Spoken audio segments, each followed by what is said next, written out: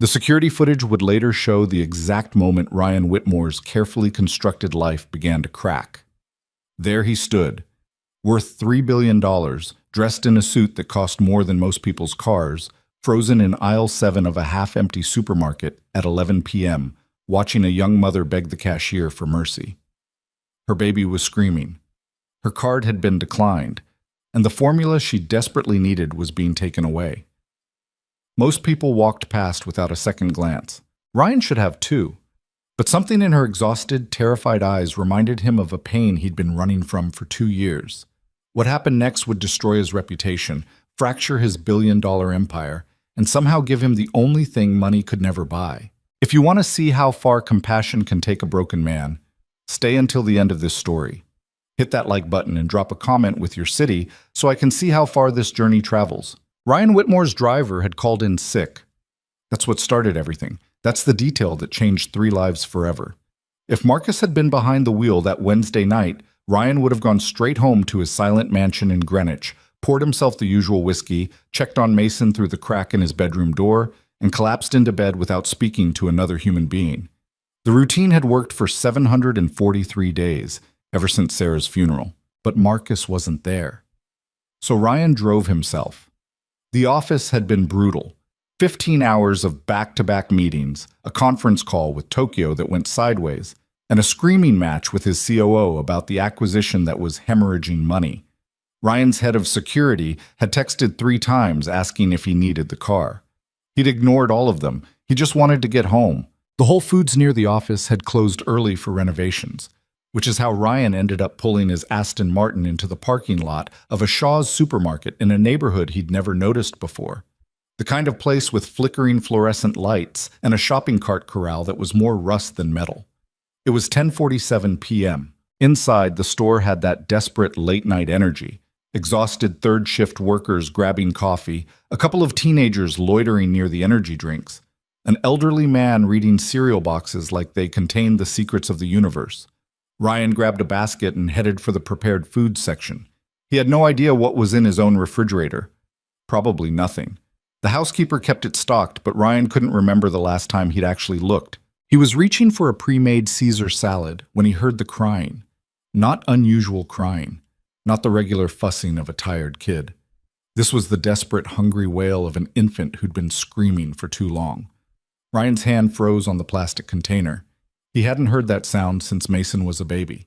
Since Sarah was still alive and they'd take turns walking the hallway at 3 a.m., bouncing their son until he finally settled. The memory hit him like a punch to the throat. He turned toward the sound. 3 aisles over, near the baby section, he could see her. Young woman, maybe 30, with dark hair pulled into a messy ponytail. She was holding an infant against her shoulder with one hand while trying to manage a shopping basket with the other. A little girl, maybe 4 years old, clung to her jacket. Ryan watched her grab 2 containers of formula, check the price, put one back. Grab a box of diapers, check the price, put it back. Her movements had a practiced efficiency that made his chest tight. He picked up his salad and walked toward the checkout. That's when everything went wrong. The woman was already at the register when Ryan got there, 2 lanes over. He wasn't trying to eavesdrop. The store was quiet enough that sound carried. "I'm sorry, ma'am, but your card's been declined." The cashier, a tired-looking woman in her 50s, didn't sound mean about it, just matter of fact. "That's not possible," the young mother's voice cracked. "I just deposited my paycheck yesterday. Can you try it again?" The cashier swiped the card 3 more times, same result. "Do you have another form of payment?" The woman shifted the screaming baby to her other shoulder. Her hands were shaking. "Can you take off some items? Just ring up the formula and the bread. I need the formula." The little girl tugged on her mother's jacket. "Mommy, why is Emma crying so loud?" "She's just hungry, baby. She's okay." But the infant wasn't okay. The crying had reached that pitch that made every parent in a 50-foot radius wince. Ryan stood there holding his $18 salad and watched the woman pull items from her pile. Diapers, gone. A bag of apples, gone. A package of chicken breasts, gone. Crackers, peanut butter, a bunch of bananas. All of it put aside until only 2 containers of formula and a loaf of white bread remained. "Okay," the woman said quietly. Just these. How much? $47.63. The woman swiped her card again. Declined. She tried another card from her wallet. Declined. The baby's screaming intensified. Mommy? The little girl's voice was small. Is Emma going to be hungry all night? That's when something inside Ryan just broke. He didn't think about it, didn't calculate the optics or consider the implications. He just walked over and said, I've got it. The woman turned, startled. Up close, Ryan could see the dark circles under her eyes, the stain on her jacket that looked like spit up, the way her hands trembled as she held her baby. I'm sorry, what? Your groceries. I'll pay for them. He pulled out his wallet and handed his Black American Express to the cashier before the woman could respond. Sir, you don't have to. It's done. Ryan's voice came out harder than he meant it to. He softened it. Please, let me help. The woman stared at him like he'd just offered to buy her a car. I can't accept that. I don't even know you. Then we're even. I don't know you either. Ryan looked at the pile of groceries she'd removed. Put the rest back. No, I really can't. Is your baby hungry? The question stopped her. The infant was still wailing against her shoulder, that desperate sound that every parent recognizes as genuine need. Yes, she whispered. Then put the groceries back and let me pay for it, please. For a long moment, she just looked at him. Ryan saw her trying to figure out the angle, the catch, the price she'd have to pay later. He knew that look. Sarah used to tell him about women who couldn't accept help because they'd been conditioned to believe nothing came free. The little girl tugged her mother's jacket again. Mommy, the nice man wants to help Emma. Something in the woman's face crumbled. She nodded once, quickly, and started putting items back on the belt. The diapers, the chicken, the apples. When she was done, Ryan added a rotisserie chicken, a gallon of milk, a bag of rice, and 3 more containers of formula. Sir, that's too much. Babies eat a lot, Ryan said simply.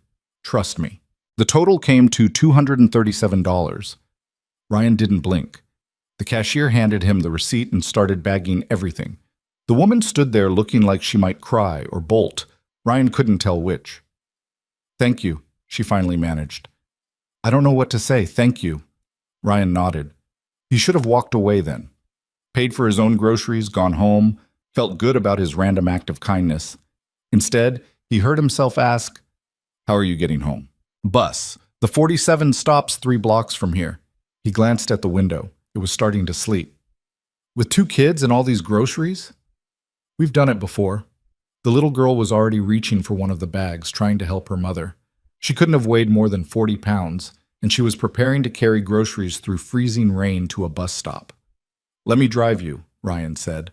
Now the woman did look scared. I appreciate what you did, but I'm not getting in a car with a stranger. Smart. You shouldn't. Ryan pulled out his phone and opened a tab showing his Wikipedia page. My name is Ryan Whitmore. I run Whitmore Technologies. That's me. I have a 6-year-old son at home with a nanny right now. I'm not going to hurt you. I can't watch you take a bus in this weather. She stared at the phone screen, then back at him. You're serious? Very. You're that Ryan Whitmore, the one on the cover of Forbes last month? Unfortunately. The woman laughed, a short, startled sound that seemed to surprise her. What the hell is a billionaire doing at Shaw's at 11 o'clock on a Wednesday night? My driver called in sick. What's your excuse? She looked down at her screaming baby. Same thing I do every night. Survive. Ryan picked up her grocery bags. My car's outside. Black Aston Martin. You can take a picture of my license plate and text it to someone before you get in. I'll wait. She studied him for another long moment, then pulled out her phone and did exactly that. Took a photo of his face, his license plate, sent it somewhere. Smart. Okay, she said finally. But I'm sitting in back with the kids. Fair enough. The drive through the city started in silence. Ryan drove carefully through the sleet while the woman sat in back, her baby finally quiet now that she'd gotten a bottle in her. The little girl was pressed against the window, watching the lights go by. I'm Emily, by the way, the woman said after they'd gone about 10 minutes. Emily Carter. This is Emma, and that's Sophie. Ryan, but you already knew that. Sophie, say thank you to Mr. Whitmore. Thank you, Mr. Whitmore, the little girl said solemnly. You're nice. Most people aren't nice when mommy's card doesn't work. The casual way she said it made Ryan's jaw clench. How many times had this kid watched her mother get humiliated at a checkout line? You don't have to call me Mr. Whitmore, he said, catching the girl's eyes in the rearview mirror. Ryan's fine. Mommy says we have to use grown-up names for grown-ups we don't know. Your mom's right. Mr. Whitmore it is. Emily gave him an address in Dorchester. Ryan knew the neighborhood, not from personal experience, but from crime statistics his security team sent him quarterly. Not the worst area in Boston, but close enough to make him uncomfortable about leaving her there. The building was exactly what he expected. 6-story brick walk-up with a broken front door and graffiti on the walls.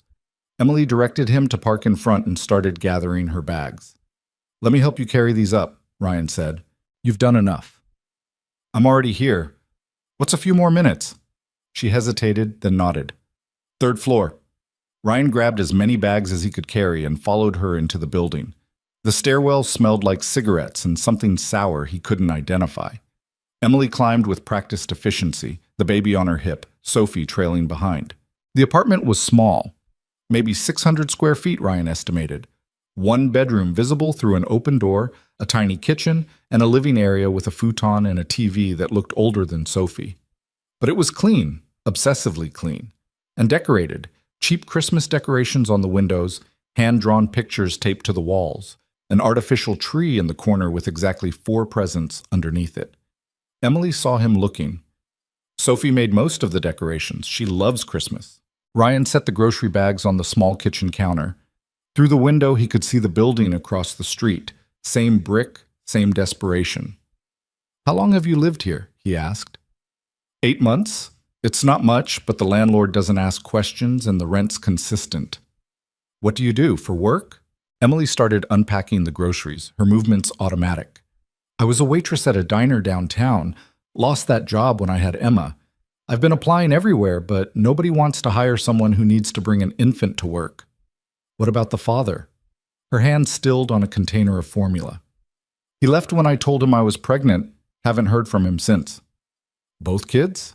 No, Sophie's father is somewhere. I don't know. He sends money sometimes, when he remembers we exist. She said it without emotion, like she was reading a weather report. It's fine. We're better off alone. Sophie had curled up on the futon, already half asleep despite the early hour. Emma was making soft cooing sounds in her mother's arms, finally content. Ryan should have left. He'd done his good deed. But instead he found himself pulling out his wallet and removing every bill he had, probably $800 in cash. Here, he said, holding it out, for rent, utilities, whatever you need. Emily's eyes went wide. I can't take that. Yes, you can. You already bought my groceries. That's more than anyone's ever. Her voice cracked. I don't take charity. It's not charity, it's a gift. There's a difference. Not from where I'm standing. Ryan set the money on the counter between them. I have more money than I'll ever spend in 3 lifetimes. You have 2 kids and declining credit cards. The math isn't complicated. You don't know me. I could be a drug addict, a con artist. I could take this money and never think about you again. Are you any of those things? No? Then take the money, Emily. She stared at the bills on the counter like they might explode. Why are you doing this? Ryan looked at Sophie, sleeping on the futon, at Emma dozing in her mother's arms, at the hand-drawn Christmas decorations covering up water stains on the walls. Because 2 years ago my wife died, he heard himself say. And I've spent every day since then going through the motions. Work, home, sleep, repeat. Tonight, for the first time in 743 days, I felt something other than numb. He met Emily's eyes. You didn't save my life in that supermarket, but you reminded me I still have one. Emily was crying now, silent tears running down her face. I don't know what to say. Say you'll take the money. Say you'll feed your kids and keep the heat on and not take the bus in the freezing rain. She picked up the cash with shaking hands. Okay, thank you. I'll pay you back, I swear. When I get back on my feet, don't. Ryan's voice was firm. This isn't a loan. I don't want it back. He left before she could argue more, before he could see the full weight of her gratitude. It felt too heavy, too real. In the car, Ryan sat in the driver's seat for a long moment before starting the engine. His hands were shaking. He couldn't remember the last time his hands had shaken. The drive back to Greenwich took 40 minutes. The house was dark except for the light in Mason's room. His son always slept with a nightlight, even at 6 years old. Sarah used to say he got that from Ryan. Inside, the nanny was asleep on the couch with the TV on mute. Ryan paid her double and sent her home. Then he climbed the stairs to Mason's room and pushed open the door. His son was sprawled across the bed, covers kicked off, breathing deep and even. Ryan stood there watching him sleep and thought about Sophie, about how she'd tried to carry those grocery bags, about how matter-of-factly she'd accepted that most people weren't nice when her mother's card got declined. Mason would never know that life, never worry about whether there'd be food or if the heat would stay on. He'd grow up in mansions with trust funds and private schools and every advantage money could buy. Was that better? Sarah would have said yes without hesitation, but standing there in the dark, Ryan wasn't sure anymore. He pulled Mason's covers back up and kissed his forehead. "I love you, buddy," he whispered. Mason stirred but didn't wake. Ryan went to his own bedroom and stood by the window overlooking the grounds. 10 acres, indoor pool, tennis court, all of it empty except for him and a 6-year-old who barely spoke anymore. He pulled out his phone and looked at Emily's address again. He'd gotten it from her driver's license when she'd shown it to him in the car, making sure he was who he said he was. He shouldn't have kept it. That was weird, borderline creepy. But he found himself saving it anyway. Cool. The next morning, Ryan woke up to Mason standing next to his bed, holding a stuffed dinosaur. "Dad, are you sick?" Ryan checked his phone. 6:47 a.m. He never slept past 6. "No, buddy. Why?" "You're still in bed. You're never still in bed." Ryan sat up and pulled his son into a hug. Mason went stiff. He always did that now. Used to melt into hugs when Sarah was alive. Now he tolerated them. "I just had a weird night," Ryan said. "What do you want for breakfast?" "Mrs. Chen makes breakfast." "I know, but what if I made it today?" Mason looked at him suspiciously. "You don't know how to make breakfast." "I know how to pour cereal," a ghost of a smile. "That's not really making it." "Fair point. Come on, let's see what's in the kitchen." The kitchen was gleaming and enormous and felt like a museum. Ryan opened the refrigerator and found it perfectly stocked with things he didn't know how to prepare. Eggs, vegetables, fancy cheeses. A labeled container that said Mason's lunch, Tuesday. Today was Thursday. "How about we go out?" Ryan said. "There's a diner downtown that makes good pancakes." Mason's eyes widened. "Really? But you have work." "Work can wait. What do you say?" "Okay." Mason was already running toward the stairs. "I need to get dressed." Ryan made coffee while he waited, strong and black, and thought about Emily in her tiny apartment trying to make formula while her baby screamed. The contrast was obscene. They took the Aston Martin downtown. Mason loved the car. It was one of the few things that still made him light up. They found parking near a place Sarah used to love, a greasy spoon called Dottie's that served breakfast all day. Inside, the smell of bacon and coffee was overwhelming.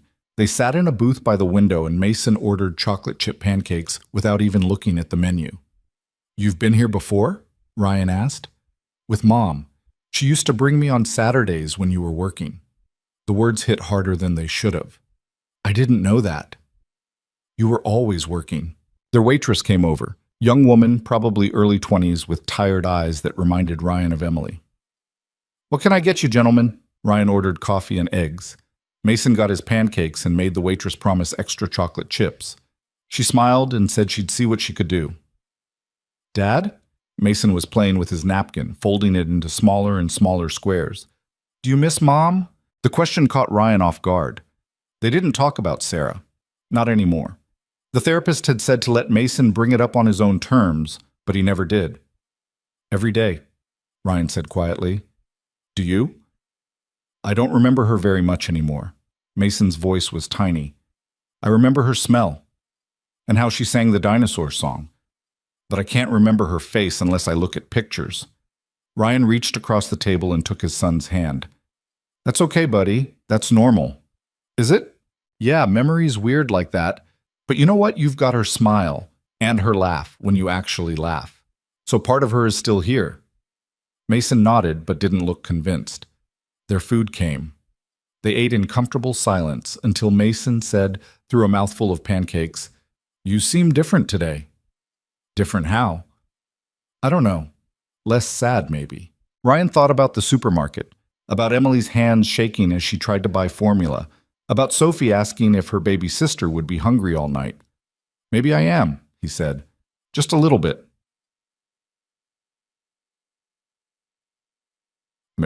Ryan dropped Mason at school and made it to the office by 9:30. His assistant Patricia nearly dropped her coffee when she saw him. "You're late," she said, like he'd just announced he was joining the circus. "Meeting ran long." It wasn't technically a lie. Breakfast was a meeting, just not a business one. "Your 9 o'clock has been waiting for 20 minutes, and the board wants to talk about the acquisition." And someone from the Journal called about, "Reschedule the 9 o'clock. Tell the board I'll call them this afternoon. And I don't talk to journalists. You know that." Patricia looked at him like he'd grown a second head. "Are you feeling all right?" "Why does everyone keep asking me that?" "Because you're acting weird. You're never late. You never reschedule meetings. And you're—" She paused. "Smiling? Kind of." Ryan touched his face. He was smiling. "Huh. Should I be concerned?" "Probably." "Hold my calls for an hour."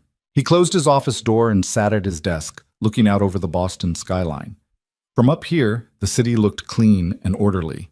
You couldn't see the struggling single mothers or the declining credit cards or the kids who'd learned not to expect niceness. Ryan opened his laptop and pulled up Emily's address again. Then, before he could talk himself out of it, he called his head of HR. "Jennifer, I need you to do something for me. Quietly." Text. 2 weeks later, Emily Carter received a job offer from Whitmore Technologies. Entry-level position in their customer service department. $45,000 a year plus benefits with on-site childcare included. She called the number on the letter 3 times to make sure it wasn't a scam. The woman who answered confirmed it was real, walked her through the details, and scheduled her start date for the following Monday. Emily hung up and looked at her daughters. Sophie was watching cartoons. Emma was asleep in her car seat, the same one they'd had in the supermarket. "We're going to be okay," Emily whispered to herself. "We're actually going to be okay." She didn't know that Ryan Whitmore had personally flagged her application, didn't know he'd told HR to create a position if they had to, didn't know he'd been checking every day to see if she'd applied. Ryan found out she'd accepted the job on a Friday afternoon. He was in a meeting about quarterly projections when Patricia slipped him a note. "Carter accepted. Starts Monday." He excused himself from the meeting early. That night, he picked Mason up from school himself instead of sending the driver. They got ice cream and went to the park even though it was freezing. Mason asked why they were celebrating. "Because sometimes good things happen to people who deserve them," Ryan said. "Like what?" "Like second chances." Mason didn't understand, but he was happy to have the ice cream anyway. Ryan pushed his son on the swings until the sun went down and the park lights came on. On the other side of the city, Emily was putting her girls to bed and laying out an outfit for her first day of work. Neither of them knew yet how completely their lives were about to tangle together. Neither of them knew that the supermarket was just the beginning. Emily's first day at Whitmore Technologies started with her throwing up in the employee parking garage. She'd gotten the girls to daycare early, taken 2 buses to get downtown, and made it to the gleaming glass tower with 15 minutes to spare. Then she'd looked up at the building, 37 stories of steel and ambition, and her stomach had just revolted. She barely made it to a trash can before losing the granola bar she'd eaten for breakfast. "First day?" A woman's voice, amused but not unkind. Emily wiped her mouth and turned to find an older black woman in a sharp blazer holding out a pack of mints. "That obvious?" "You've got that look. I'm Janet, accounting. Been here 12 years and I still get nervous walking through those doors." She gestured at the building. "The trick is remembering they're just people. Rich people, sure. Sometimes insufferable people. But still just people." Emily took a mint. "Thanks. I'm Emily, customer service." "Oh, you poor thing. You'll need more than mints." But Janet smiled when she said it. "Come on, I'll show you where to get the good coffee before orientation starts." The lobby was something out of a magazine. Marble floors, modern art that probably cost more than Emily's yearly salary. a reception desk manned by two impossibly beautiful people who looked like they'd stepped out of a fashion show.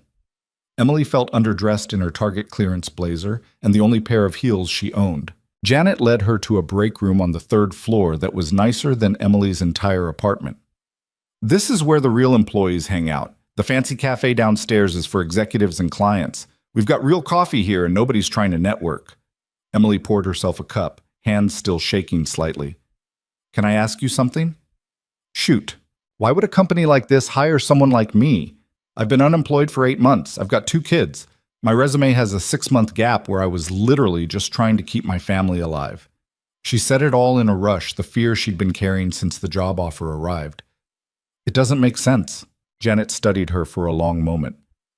"You know what I've learned working here? This company does a lot of things that don't make sense on paper.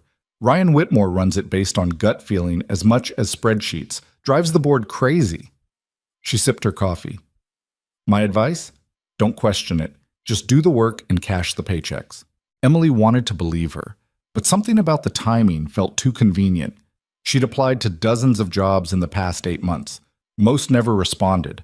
The ones that did took one look at her employment gap and childcare needs, and suddenly the position was filled. Then she meets a billionaire in a supermarket who pays for her groceries, and 2 weeks later she's got a job offer from his company? Emily wasn't stupid. She knew how this looked. The orientation was standard corporate stuff: safety procedures, harassment policies, a benefits package that made Emily's eyes water because she'd finally have health insurance. The woman leading it, someone from HR named Jennifer, kept smiling at Emily in a way that felt personal, like she knew something Emily didn't. By lunch, Emily's paranoia had reached a fever pitch. She ate a sandwich from home in the break room while the other new hires went to the fancy cafe. She couldn't afford $12 salads, even with her new salary. "Emily Carter?" She looked up to find Jennifer from HR standing there with a visitor badge in her hand. "Yes?" "Mr. Whitmore would like to see you in his office. 37th floor. His assistant will meet you at the elevator." Emily's stomach dropped. "Why? Did I do something wrong?" "Nothing wrong. He just likes to personally welcome certain new employees." Jennifer's smile was professional, but her eyes were knowing. "The elevators are just past reception." Emily threw away her half-eaten sandwich and tried not to panic. This was it. He was going to proposition her, or fire her for some fabricated reason, or... The elevator ride to the 37th floor felt like it took hours. When the doors opened, a woman who looked like she ran the Pentagon greeted her. "Emily, I'm Patricia, Mr. Whitmore's assistant. He's just finishing a call. You can wait here." The waiting area outside Ryan's office had furniture that probably cost more than Emily's car used to before it died. She perched on the edge of a chair and tried to calm her breathing. Through the glass walls, she could see him, Ryan Whitmore, on the phone, pacing while he talked. He was in a suit that probably cost thousands, his hair slightly messed up like he'd been running his hands through it. He looked different than he had in the supermarket. More intense, more intimidating, more like the billionaire he actually was. The call ended. Ryan looked up, saw her, and his whole face changed. The intensity melted into something softer. He said something to Patricia, who nodded, and then he was opening his door. "Emily, thanks for coming up." She stood, smoothed her clearance blazer, and walked into his office on legs that felt like water. "Mr. Whitmore." "Ryan, please." He gestured to a seating area by the windows, not his desk, which somehow made it worse, more intimate. "How was your first morning?" Emily sat on the edge of a leather chair and cut straight to it. "Did you give me this job?" Ryan's expression didn't change. "You applied. HR reviewed your application. You were qualified." "That's not what I asked." A pause. Then Ryan sighed and sat across from her, elbows on his knees. "I told HR to look at your application, that's all. They made the decision." "But you flagged it. You made sure they saw it." "Yes." "Why?" "Because you needed a job and I needed good people." Emily laughed, sharp and bitter. "I've needed a job for 8 months, Mr. Whitmore. Nobody cared until you decided to play savior." Ryan's jaw tightened. "That's not what this is." "Then what is it? Because from where I'm sitting, this looks like a rich guy who thinks he can fix a poor woman's life because it makes him feel good about himself." The words came out harsher than she intended, but she didn't take them back. "I don't need saving. I needed a job." There's a difference. You're right. Ryan's voice was quiet. I should have told you. That was wrong. I saw an opportunity to help, and I took it. I didn't think about how it would make you feel. Like a charity case. You're not a charity case, Emily. You're a woman who got screwed by a system that punishes single mothers for existing. I just opened a door. You're the one who walked through it. Emily wanted to stay angry. Anger was easier than the complicated mess of gratitude and resentment and confusion swirling in her chest. What do you want from me? Nothing. I want you to do the job you were hired for. I want you to take care of your daughters. That's it. That's it. That's it. She studied his face, looking for the catch. Men didn't help women for nothing. There was always a price, always an expectation. But Ryan just looked tired and sincere, and maybe a little bit lost. Okay, Emily said finally, but I'm going to do this job well, not because you helped me, but because I need to, for my girls. I wouldn't expect anything less. Emily stood to leave, then paused. The supermarket. That wasn't planned, was it? You weren't looking for someone to rescue. My driver called in sick. I needed groceries. That's the whole story. And you just happened to decide to pay for a stranger's food. Ryan stood too, hands in his pockets. My wife died 2 years ago. I spent every day since then on autopilot. Then I saw you in that store and something in me just woke up. I don't know how else to explain it. Emily nodded slowly. I'm sorry. About your wife. I'm sorry about your situation, the father, all of it. We're quite a pair of disasters, aren't we? Ryan smiled for the first time since she'd walked in. Yeah, we really are. Emily left his office feeling like she'd just survived something, though she wasn't sure what. Patricia handed her a folder on the way out. Your employee packet, building access, parking information, direct deposit forms. Mr. Whitmore also wanted you to have this. She pulled out a company credit card. For work expenses. Sometimes customer service needs to order supplies or grab lunch with clients. It's standard for all employees. Emily took the card like it might bite her. This is standard? Absolutely. It wasn't. Emily had worked enough minimum wage jobs to know when someone was bending the rules. But she pocketed the card anyway because arguing would just draw more attention. The afternoon training session was about the phone system and how to escalate angry customers. Emily took notes and tried to focus, but her mind kept drifting back to Ryan's office, to the way he'd looked at her, like she was a person, not a problem. When 5 o'clock hit, Emily practically ran to the daycare center. She needed to see her girls. Needed to remind herself why she was doing this. Sophie came running the moment she saw her mother, pigtails flying. Mommy, we had pizza for lunch and I made a friend named Marcus. Emma was asleep in an attendant's arms, her face peaceful and milk-drunk. Emily gathered both her daughters and just breathed them in. How was your first day at work? The attendant asked. Emily thought about the throwing up and the paranoia and the confrontation with a billionaire in his corner office. Complicated. First days usually are. The bus ride home took an hour. Sophie chattered the whole time about her new friend and the toy kitchen in the daycare. Emma woke up and started fussing. By the time they got to their apartment, Emily was exhausted. But there was food in the fridge, the heat was on. Emma had enough formula to last the week. They were going to be okay. Emily made dinner, nothing fancy, just pasta and jarred sauce, and let Sophie help stir. They ate on the futon while watching cartoons. Emma sat in her bouncy seat, making grabby hands at the TV. After the girls were asleep, Emily pulled out the employee packet and really read it.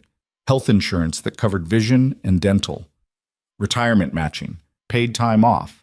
It read like fiction. Her phone buzzed. Unknown number. Hello? Emily. It's Janet from accounting. I got your number from the directory. Hope that's not weird. I wanted to see how your first day went. Emily felt something loosen in her chest. It was a lot, but I survived. That's the spirit. Listen, a few of us get drinks on Friday nights. Nothing fancy, just a dive bar near the office. You should come. I don't know. I've got the girls and I can't really afford. First round's on me. And bring the girls if you need to. My sister brings her kids sometimes and they just color in the corner. It's that kind of place. Emily smiled. Okay, yeah, that sounds nice. Great, I'll text you the address. After they hung up, Emily sat in her quiet apartment and realized she'd made a friend. An actual friend who wasn't judging her situation or pitying her circumstances. Just a friend. When was the last time she'd had one of those? The rest of the week passed in a blur of training and phone calls and learning the computer system. Emily's coworkers were mostly kind, though she caught a few of them whispering when they thought she wasn't listening. The new girl who came out of nowhere. Wonder what her story is. She kept her head down and did the work. Answered calls from confused customers, helped process orders, stayed 30 minutes late every day just to prove she was worth the salary. On Thursday, she saw Ryan in the lobby. He was with a group of men in expensive suits, probably investors or board members. He glanced her way, did a double take, and nodded. Just a simple acknowledgement. Emily nodded back and kept walking. Friday evening, she left work at exactly 5 and headed to the bar Janet had mentioned. It was called Murphy's, and it looked like every other Irish pub in Boston. Dark wood, Guinness signs, sports on TV. Janet waved from a booth in the back. "You made it!" Emily slid in next to her, Sophie and Emma in tow. "I said I would." "Where are the girls?" "Right here. Sophie, say hi to Miss Janet." Sophie, who'd been clutching her mother's hand like a lifeline, gave a tiny wave. Emma just stared at everyone with wide eyes. "They're beautiful," Janet said. Then to the bartender, "2 beers and a Sprite with a cherry." Sophie's eyes lit up. "A cherry? Can't come to a bar without getting a Shirley Temple. It's tradition." The other women at the table introduced themselves. Carol from marketing, Diane from legal, a younger woman named Keisha who worked in Ryan's department but never saw him because he was always locked in meetings. They talked about office gossip and terrible customers and the rumor that the company was about to acquire some startup in California. Emily mostly listened, nursing her beer and making sure Sophie didn't spill her Sprite. It felt surreal sitting in a bar with coworkers like a normal person with a normal life. "So Emily," Carol said, leaning in conspiratorially, "how'd you really get hired?" Emily's stomach dropped. "What do you mean?" "Just that it's unusual. Most people go through 3 rounds of interviews. You had 1 phone call with Jennifer and suddenly you're in. Maybe I'm just that good at phone interviews. Or maybe someone upstairs likes you." Carol's smile was sharp. "Ryan Whitmore doesn't usually get involved in hiring, but word is he specifically requested your file." Emily took a long drink of her beer. "I met him before I applied. He knew I needed a job, that's all." "How'd you meet a billionaire?" "Supermarket, random encounter." "And he just decided to hire you out of the goodness of his heart?"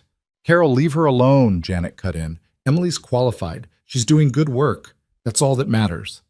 But Carol wasn't done. "I'm just saying, it's suspicious. A single mother with 2 kids suddenly gets hired and within a week, she's got benefits and access other people had to work years for. It makes people wonder." "Wonder what exactly?" Emily's voice came out harder than she intended. "If you're sleeping with him." The table went silent. Sophie looked up from her coloring book, sensing the tension. Emma started to fuss. Emily stood up, gathering her things. "Thanks for the drink, Janet. I should get the girls home." "Emily, wait." Janet shot Carol a furious look.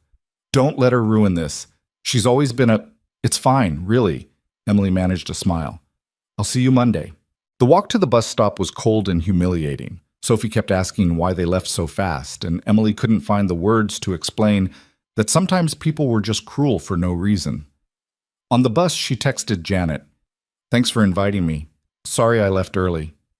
Janet responded immediately, "Don't apologize. Carol's a jealous witch who's been gunning for a promotion for 3 years. Ignore her." But Emily couldn't ignore it, because Carol had said out loud what Emily had been thinking since the job offer arrived. What was Ryan Whitmore's real angle? What did he want? Men like him didn't help women like her without expecting something in return. The weekend passed slowly. Emily took the girls to the park, did laundry at the laundromat, tried not to think about Monday. Sunday night, while putting Sophie to bed, her daughter asked, "Are you sad, Mommy?" "No, baby, just tired." "You look sad, like when Emma cries and you can't make her stop." Emily kissed her daughter's forehead. "Some problems are harder to fix than crying babies, but I'm working on it." Monday morning, Emily arrived at work 30 minutes early. She was pulling files for the day when Patricia appeared at her desk. "Emily, Mr. Whitmore would like to see you." Here it comes, Emily thought, the real reason he hired me. She followed Patricia to the elevator, her heart pounding. This time when she entered Ryan's office, he was standing at the window looking out over the city. "Close the door," he said without turning around. Emily did, her mouth dry. "I heard what happened Friday night, at the bar." Of course he did. Rich people always knew everything. It's fine. It's not fine. What Carol said was out of line. He finally turned to face her. "I'm going to have HR talk to her." "Please don't. That'll just make it worse. People already think I'm getting special treatment." "Are you?" "I don't know. Am I?" Ryan crossed his arms. "You want the truth? I think I've earned it." "Yes.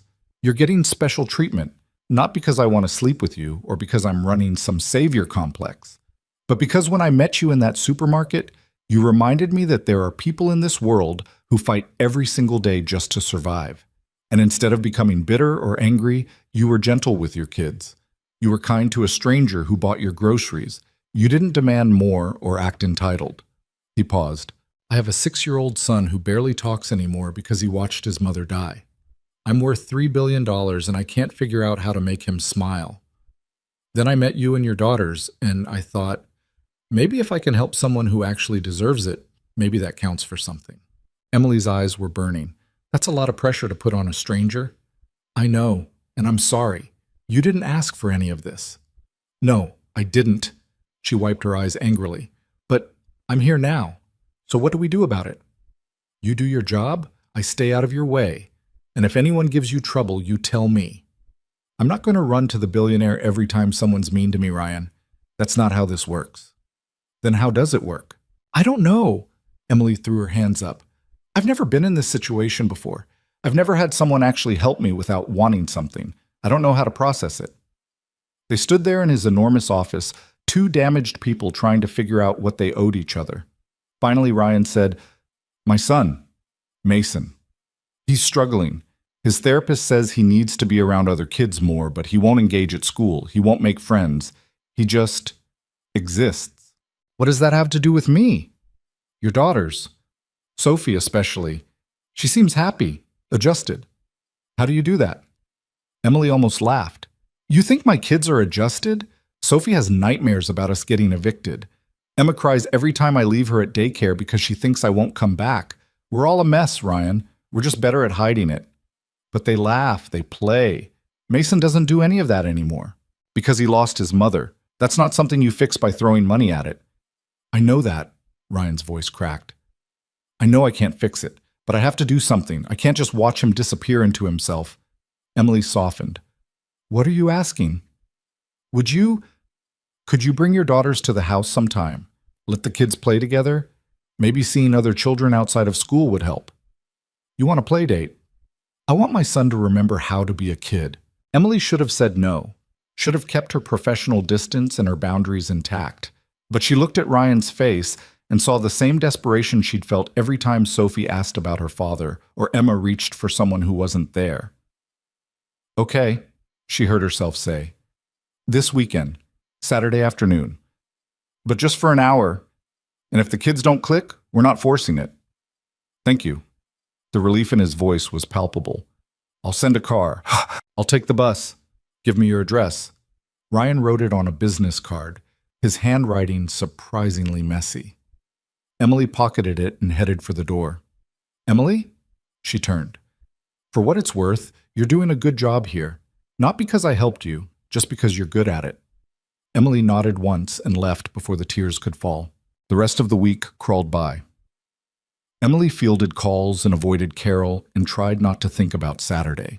She told Sophie they were going to visit a friend's house to play, which technically wasn't a lie. Saturday morning, she dressed the girls in their nicest clothes, which wasn't saying much, and took 2 buses to Greenwich. The address Ryan had given her led to a gate with an intercom. Emily pressed the button, feeling ridiculous. "Yes?" A woman's voice. "I'm Emily Carter. Mr. Whitmore is expecting me." The gate swung open. The driveway alone was longer than Emily's entire street. When the house came into view, she actually stopped walking. It wasn't a house. It was a compound. Modern architecture, all glass and steel, overlooking grounds that looked like they belonged to a country club. Sophie's mouth fell open. "Mommy, Is this a castle? Something like that, baby. Ryan met them at the front door, wearing jeans and a sweater that probably cost more than Emily's rent. He looked nervous. You came. I said I would. Right, come in. Mason's in the playroom. The inside of the house was exactly what Emily expected. Expensive, minimalist, and completely devoid of warmth. It looked like a showroom, not a home. Ryan led them through a hallway to a room that was clearly meant for a child but felt staged. Too many toys still in their boxes. Too much organization. Too clean. Mason was sitting on the floor, arranging toy cars in a line. He looked up when they entered, his expression cautious. Mason, this is Emily and her daughters, Sophie and Emma. They're here to play for a bit. The boy nodded, but didn't speak. Sophie, bless her fearless heart, walked right up to him. Hi, I'm Sophie. Do you like dinosaurs? My mommy says I can't bring all my dinosaurs everywhere, but I brought Mr. Chompers. She pulled a plastic T-Rex from her pocket. You want to play? Mason looked at the dinosaur, then at Sophie, then miraculously at his father. Ryan nodded encouragingly. Okay, Mason said quietly. I have dinosaurs too. Within 10 minutes, Sophie and Mason were running around the playroom making their dinosaurs fight, while Emma chewed on a teething ring in her carrier. Emily and Ryan stood awkwardly by the door, watching. He's smiling, Ryan whispered. When's the last time I saw him smile? Sophie has that effect on people. She doesn't know how to be anything but herself. I wish Mason could be that free. He will be. It just takes time. They stood there watching their children play, two broken parents trying to figure out how to glue their families back together. And for the first time in 2 years, both of them felt something close to hope. The playdates became a regular thing. Every Saturday afternoon, Emily would take 2 buses to Greenwich with her daughters, and Mason would actually run to the door when they arrived. Not walk, run. Ryan noticed everything. The way his son's whole face changed when Sophie bounded into the playroom. How Mason started talking more, asking questions, even laughing at Sophie's terrible knock-knock jokes. The kid was coming back to life, piece by piece. But Emily noticed things too, like how Ryan's house felt more like a museum than a home. How Mason's toys were organized by type and size, not scattered in the chaos of actual play. How there was a housekeeper who meal prepped everything and a nanny who still came 3 days a week, even though Mason was in first grade. One Saturday in late February, after the kids had been playing for an hour, Ryan asked Emily if she wanted coffee. She followed him to the kitchen, an enormous space with appliances that looked like they belonged in a spaceship. I don't actually know how to use half of this stuff, Ryan admitted, staring at an espresso machine that probably cost $5,000. The housekeeper usually makes it. It's your house? And you don't know how to make coffee? I know how to press buttons on the machine at work. Does that count? Emily laughed and moved him aside. Go sit down. I'll figure it out. She poked around until she found regular coffee grounds and a French press hidden behind the fancy machine. While the water boiled, she looked around the kitchen. Spotless counters. No dishes in the sink. No magnets on the fridge. No evidence that actual humans lived here. When's the last time you cooked? She asked. Ryan thought about it. Defined cooked. Made food with heat and ingredients. Then never. Sarah used to cook. After she died, the housekeeper took over. What does Mason eat? Whatever Mrs. Chen makes, she's good at it. He never complains. Emily pressed the coffee and poured 2 cups. That's not what I asked. Ryan took the mug she offered, wrapping his hands around it. He eats healthy food, balanced meals, vegetables. Does he like any of it? I don't know. He eats it. Ryan. Emily sat across from him at the kitchen island. When's the last time you asked him what he wanted for dinner? I asked Mrs. Chen to make things kids like, chicken fingers, mac and cheese. Gourmet mac and cheese that probably has truffle oil and costs $30 a serving? Ryan's silence was answer enough. Emily sighed. You're trying so hard to give him everything that you're forgetting to just be his dad. I am his dad. Then act like it. Make him a grilled cheese. Burn it a little because you forgot to flip it.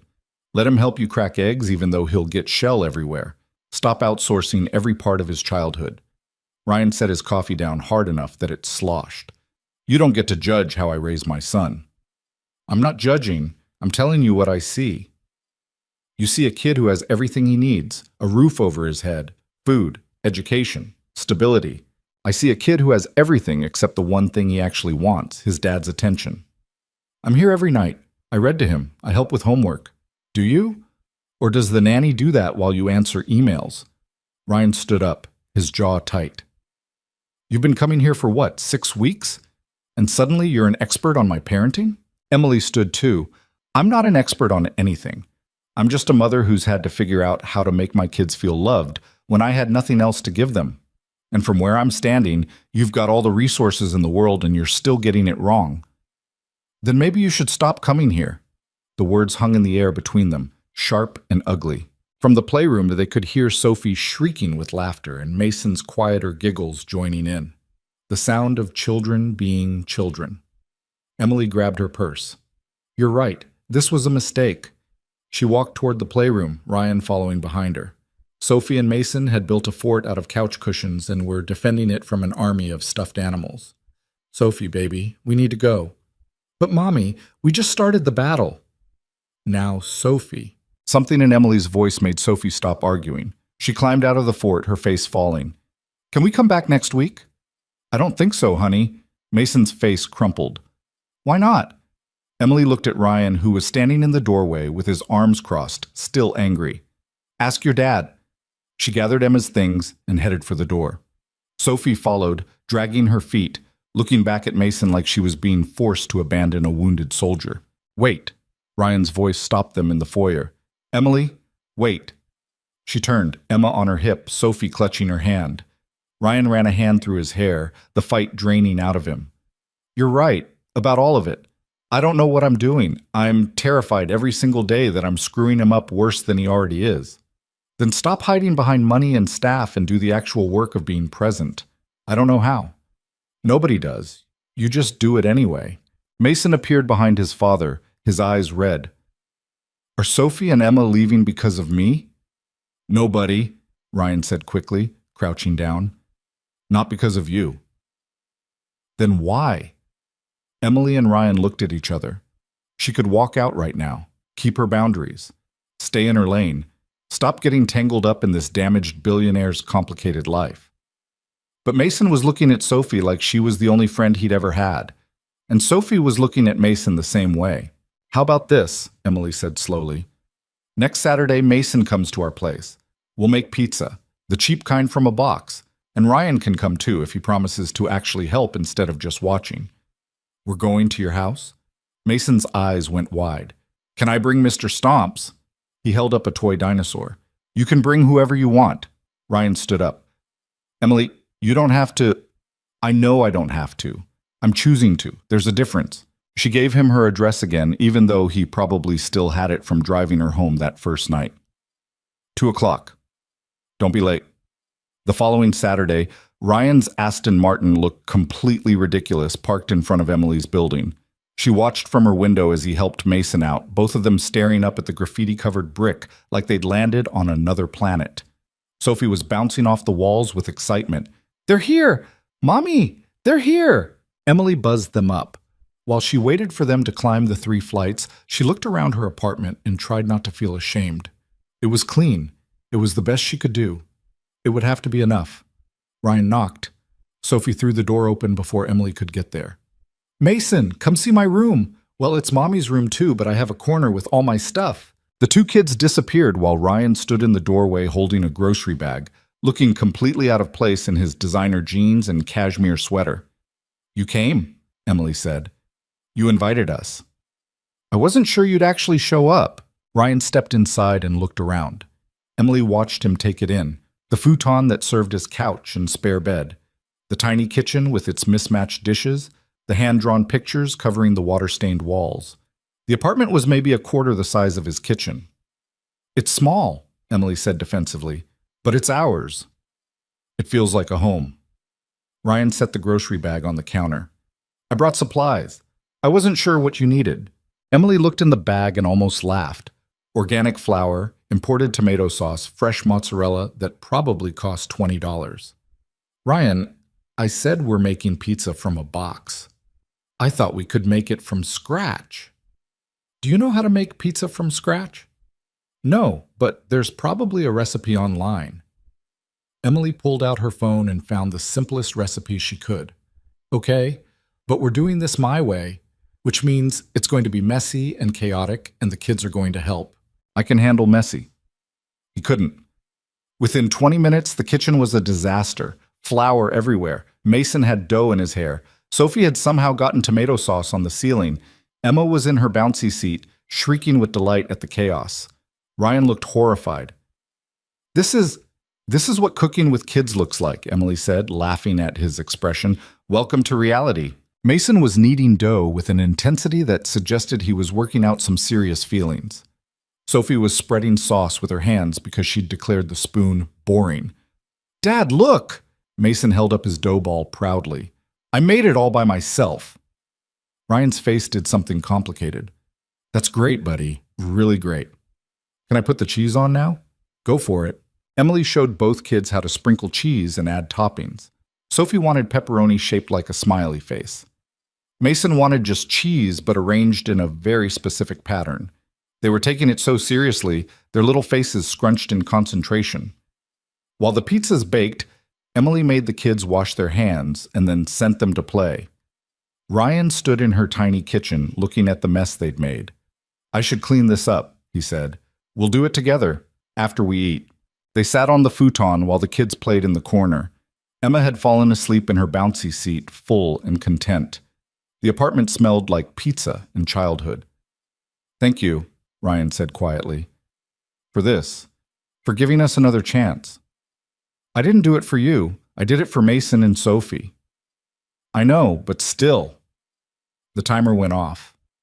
Emily pulled the pizzas from the oven. They were a little burnt on the edges, the cheese slightly uneven. They looked perfect. The four of them ate, sitting on the floor around the coffee table because Emily didn't have a dining table. Mason declared it the best pizza he'd ever had, which was probably a lie, but Emily didn't correct him. Sophie told a long, rambling story about her friend at daycare who could burp the alphabet. Ryan was quiet, but he was watching. Really watching. His son. The way Mason laughed. The way he interacted with Sophie. The way he seemed lighter somehow. After dinner, while the kids played, Ryan helped Emily clean the kitchen. They worked in comfortable silence until Ryan said, I fired Mrs. Chen. Emily turned, surprised. The housekeeper. Why? Not fired. Reduced her hours. She'll come twice a week to do the heavy cleaning, but the cooking, the day-to-day stuff. I'm going to try to do it myself. Do you know how to cook anything? I'm going to learn. Mason should see me trying, even if I fail. Emily smiled. That's good.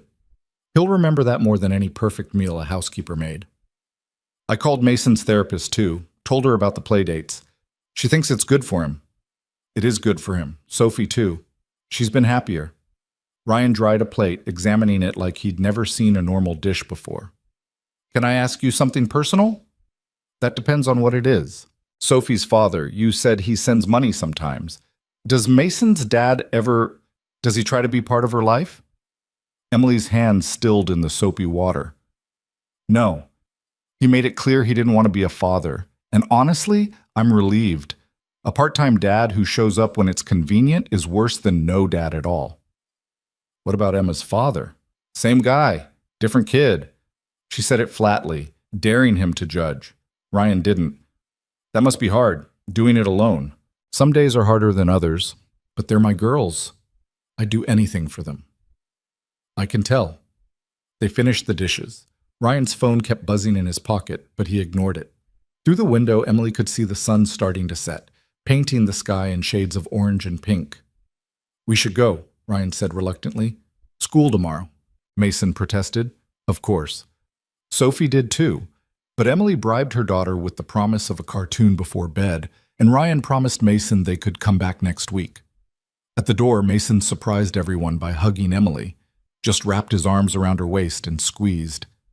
Thank you for the pizza, he said, his voice muffled against her stomach. Emily's throat went tight. You're welcome, sweetheart.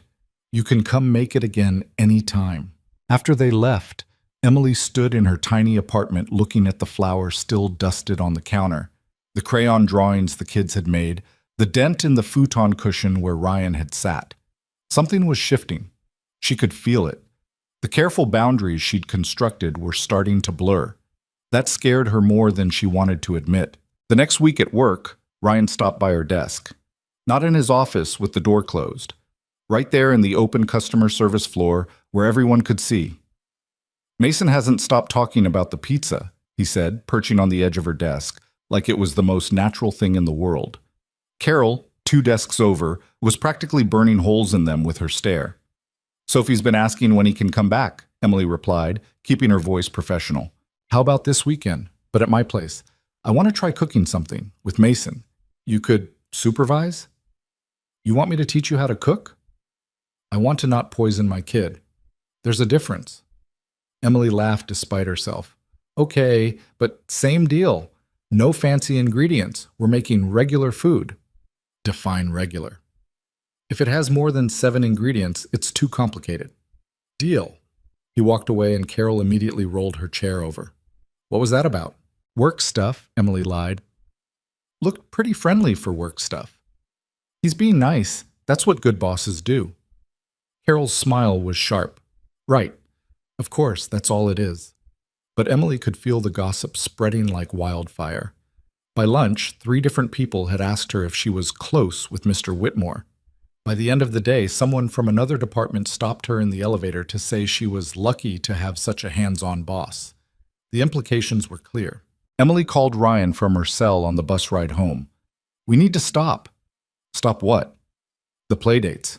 You coming to my desk at work. All of it. People are talking." "Let them talk." "Easy for you to say. You're the boss. I'm the single mother who got hired under suspicious circumstances. There's already rumors that I'm sleeping with you." Ryan was quiet for a long moment.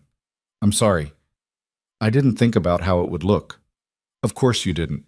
You don't have to, but I do. So what do you want to do?" Emily wanted to keep her job. She wanted Sophie and Mason to keep being friends. She wanted to stop feeling like she was doing something wrong when she wasn't. "Keep the playdates at your house or mine, not at work. No more visiting my desk. No more special treatment that people can point to." "Okay, that's fair. And Ryan, if this gets too complicated, if it starts affecting my job, I'm going to have to choose my daughters. Every time." "I wouldn't expect anything less." Saturday came. Emily took the bus to Greenwich again, but this time she brought ingredients from the regular grocery store. Chicken, potatoes, carrots. They were going to roast a whole chicken because that was something Ryan needed to know how to do. Mason met them at the door, already wearing an apron that was way too big for him. "Sophie, we're cooking today. Dad got me an apron." The kids ran off while Emily followed Ryan to the kitchen. He'd actually cleared off the counter. No stacks of mail, no random objects. Like he was taking this seriously. "Okay," Emily said, pulling out the chicken. "First rule of cooking, it's going to look scary, but it's actually simple. That chicken still has parts." "It's a whole chicken, Ryan. This is what they look like." "I've only ever bought the pre-cut stuff." Emily walked him through it. Rinsing the chicken, seasoning it, cutting vegetables. Ryan followed instructions like he was assembling a nuclear reactor, precise and slightly terrified. Mason wandered in. "Can I help?" "You can put butter on the potatoes," Emily said, handing him a stick of butter and a butter knife. Mason went at it with enthusiasm, getting butter everywhere except the potatoes. Ryan started to correct him, but Emily caught his eye and shook her head. "Perfect job, Mason," she said. "Those potatoes are going to be delicious." Sophie appeared with Emma. "What can I do?" "Wash the carrots in the sink. Make sure they're really clean." Both kids worked while Emily showed Ryan how to truss the chicken and put everything in the roasting pan. His hands were shaking slightly as he slid it into the oven. "How long?" he asked. "About 90 minutes. We'll check it." They set a timer. The kids went back to playing. Ryan and Emily sat at the kitchen island with coffee, the smell of roasting chicken slowly filling the house. "I've lived here for 4 years," Ryan said. "This is the first time it smelled like someone actually cooks in this kitchen." "That's depressing." "Tell me about it." Emily looked around the spotless space. "Your wife. Did she cook?" "All the time. She loved it. Said it was how she showed love." Ryan's voice went soft. "She used to make this pot roast that Mason loved. I haven't made it since she died because I don't know how." "Did she write down the recipe?" "Probably. She had a whole notebook of them somewhere." "You should find it. Make it with Mason, even if you mess it up." What if it doesn't taste like hers? Then it'll taste like yours, and that'll be its own thing. Ryan stared into his coffee. Sometimes I feel like I'm erasing her. Every change I make, every new thing I do, it's like I'm moving further away from who we were.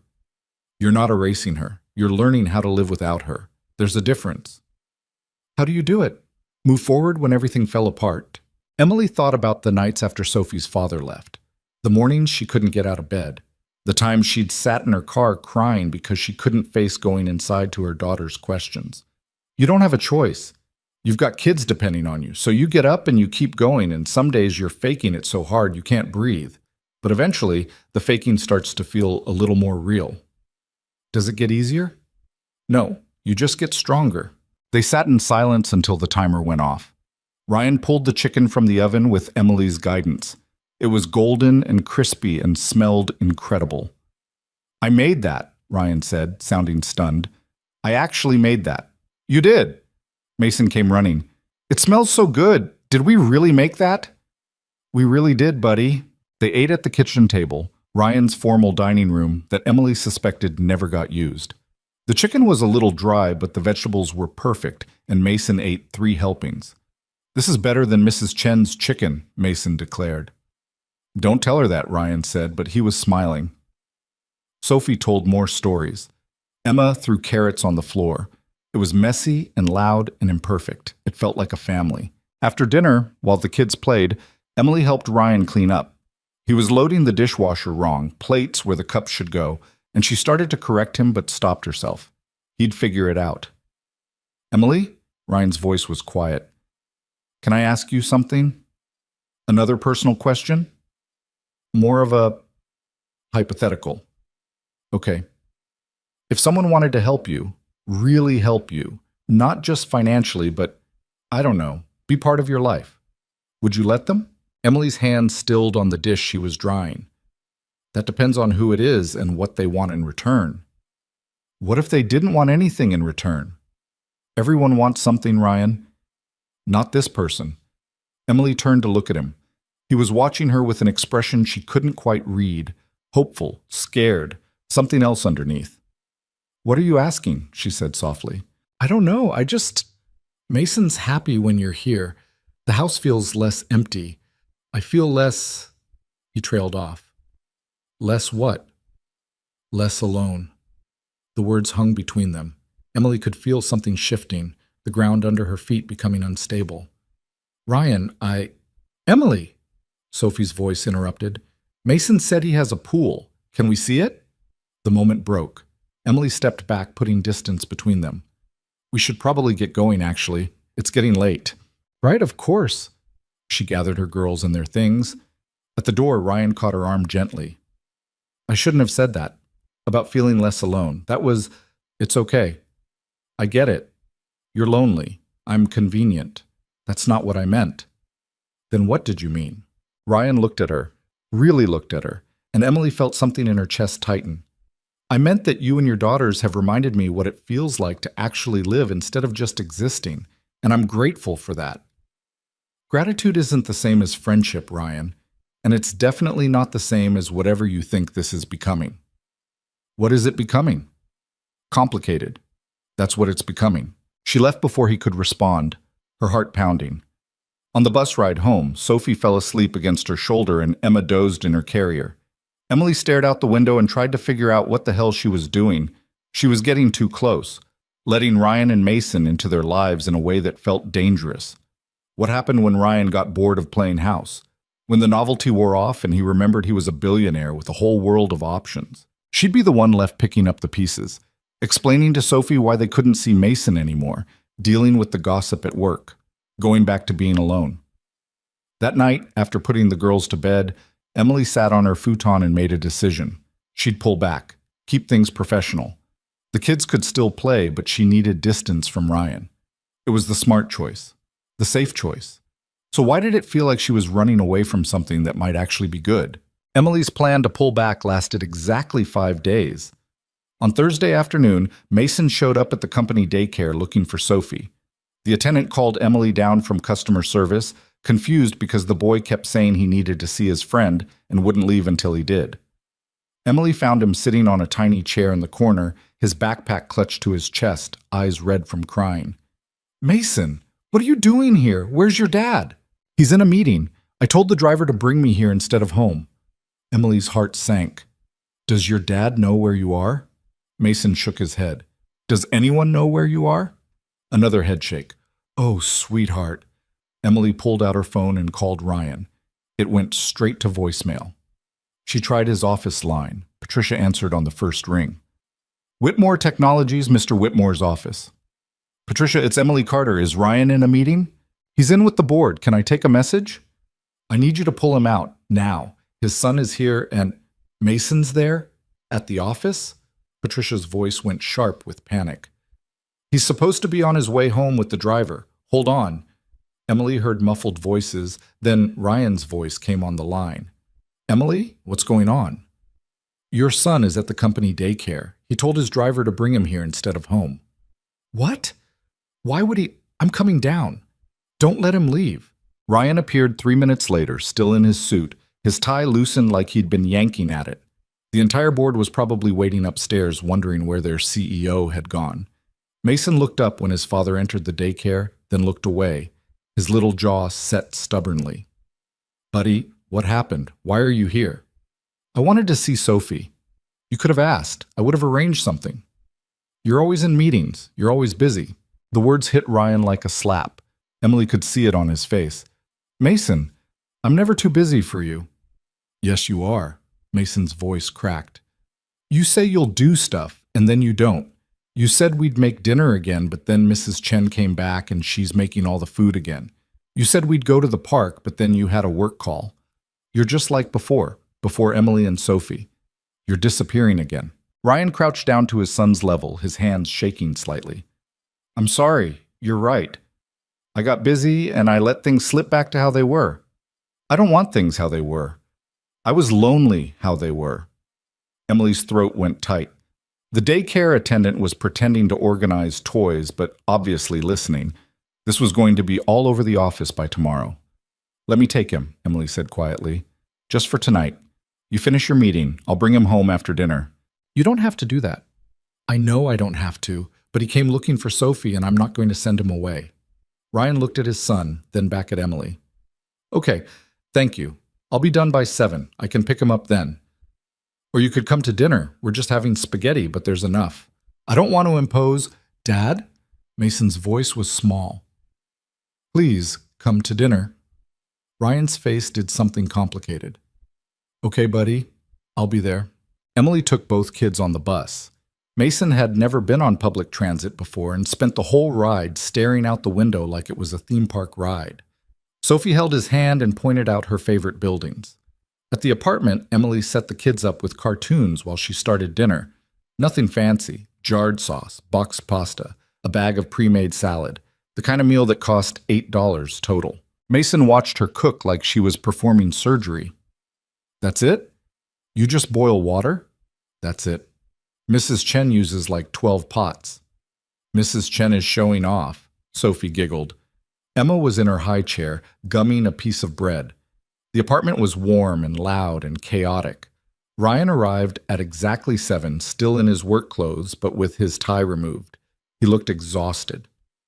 How was the rest of the meeting? Emily asked, stirring the pasta. Tense. The board isn't happy about the acquisition timeline. And they're definitely not happy that I walked out mid-presentation because my kid ran away. He didn't run away. He came to find his friend. Tell that to the board. They ate on the floor again because that's where the kids wanted to be. Mason told his father about the bus ride in excruciating detail. Sophie showed off the painting she'd made at daycare. Emma threw spaghetti. It was normal. Beautifully, perfectly normal. After dinner, Ryan helped clean up while the kids played. He'd gotten better at it, no longer treating Emily's dishes like they were made of crystal. I really am sorry, he said, scraping plates into the trash. About Mason showing up like that. I didn't realize how much I'd slipped back into old patterns. It's easy to do. Life gets busy.